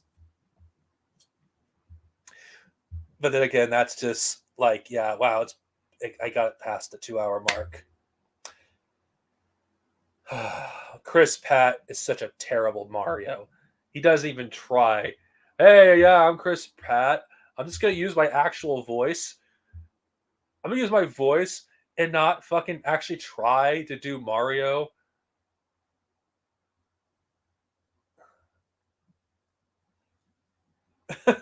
Oh, the game is fun. Don't get me wrong, but it's just I couldn't. I have to.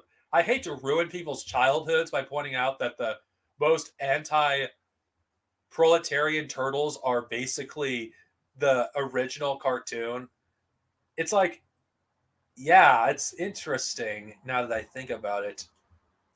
The version of the turtles that pushed consumerism the most, and I'm just saying, like, all the toys, the commercials for the toys, like, God, the '87 version was pretty gimmicky. Now that I think about it,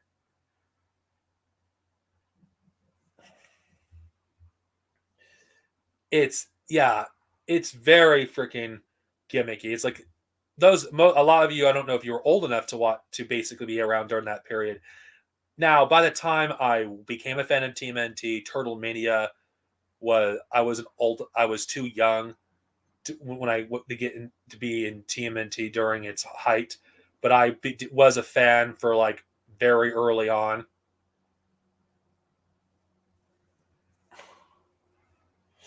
So yeah, so I can tell you for certain that commercialism defined the Ninja Turtles. Yeah, they are against the United States in every incarnation of the Transformers. Because mind you,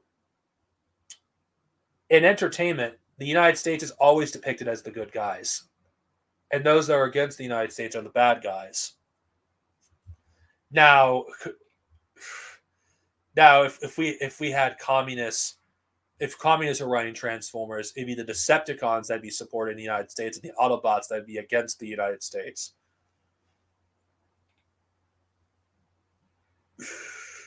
Yes, that was they did in both the comics and the cartoon.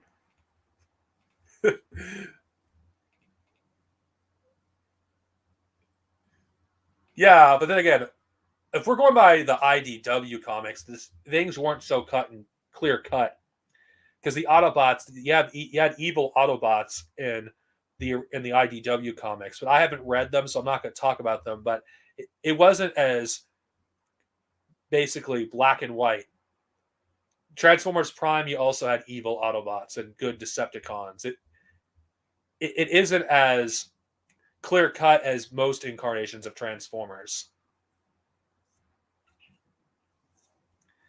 Yeah, Jesus. I guess I ended this stream on more of a positive note, though. I will have to stress this though. Do not let your guard down. Fascists are organizing, and I know I keep saying this. It's like Darksnovia, we get it. Fascist this, fascist that. But I have to say it because it'd be irresponsible for me not to emphasize this point that the fascists are not resting. They are preparing to do what is necessary to enact their agenda. And I think people really fucking need to freaking take this threat seriously and not treat it as a fucking joke, because it isn't a joke. If one woman like J.K. Rowling can get as much support as she does just for saying bigoted shit on Twitter, there's people that are far worse than J.K. Rowling, that have far more influence than she does.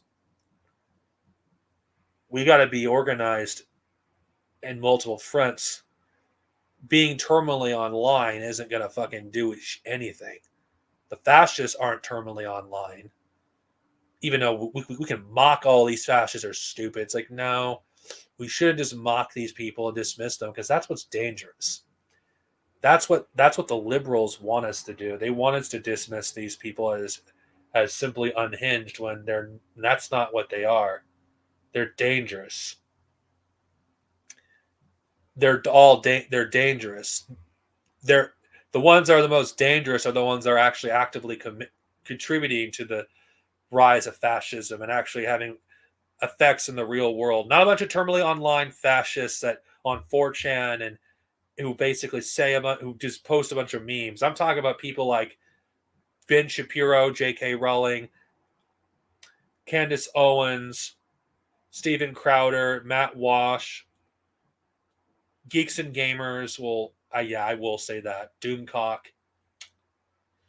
These are the kind of people that are not terminally online. It's like, I know people say, "Oh, we shouldn't take Doomcock seriously." Well, I'm afraid you can't. You should, because Doomcock, there's a lot of young people that are listening to his garbage, and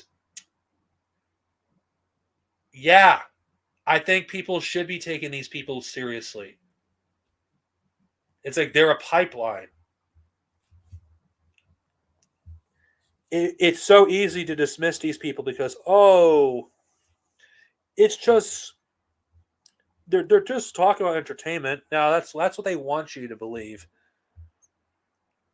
Some of these people have connections to the Proud Boys and other fascist organizations. They may not have direct connections, but I'm pretty sure they have people within those organizations that watch them.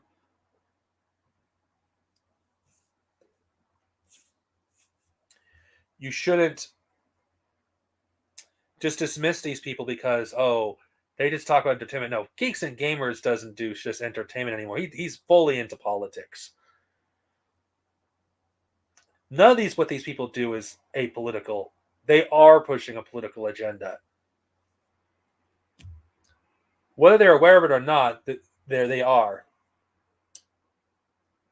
And that's the danger, because they're pushing fascism in fandom, which also pushes some of these people to check out other people. So it all is connected. Entertainment as a whole is a pipeline. Hell, entertainment is basically the opium of the masses. The main purpose of entertainment isn't to entertain you. That's not the purpose. I know people are just like, oh, Darksnovia, you're a conspiracy theorist. No. I'm not a conspiracy theorist. I'm not. And yes, this is right. I'll highlight this, Gingaros, because this has to be said. Being apolitical is you're a right winger. If you say, "Oh, I'm apolitical," it's like, no, you're not. You're not apolitical. If you're basically saying, okay, what are you being apolitical about? It's like, oh, I don't want to take a stand on political issues because I don't want to offend anyone. Well, I'm sorry that you already did. You've chosen a side. There is no middle ground. There really isn't. Because all these so-called apolitical people, Why are they pushing hard right politics if they are so apolitical? Why is it that movies that push their politics, why are those not considered political, but those that are slightly to the left of them are? The fucking culture, these culture war warriors, we know what their goal is. I know some of these people are stupid. Don't get me wrong, they are. It's like those who it's so easy to be apolitical because all you have to do to be apolitical is to be a passive supporter of the state. I'd rather have someone who is my enemy that actually basically shows that they're my enemy than someone who pretends to be my friend, because I'd have someone that isn't pretending to be my friend than have someone who acts like my friend put a dagger in my back. Like Malcolm X once said, liberals are wolves in sheep's clothing. That's exactly what they are.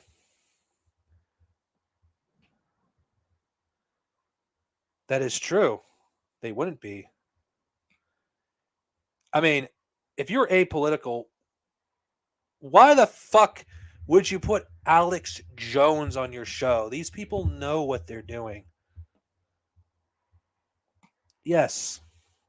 Anyway, I think I've been on this long enough, and I don't want. And it's 12, and have no intention of basically introducing guests. Anyway, my final words for the night. Everyone, of my LGBTQ comrades, I'm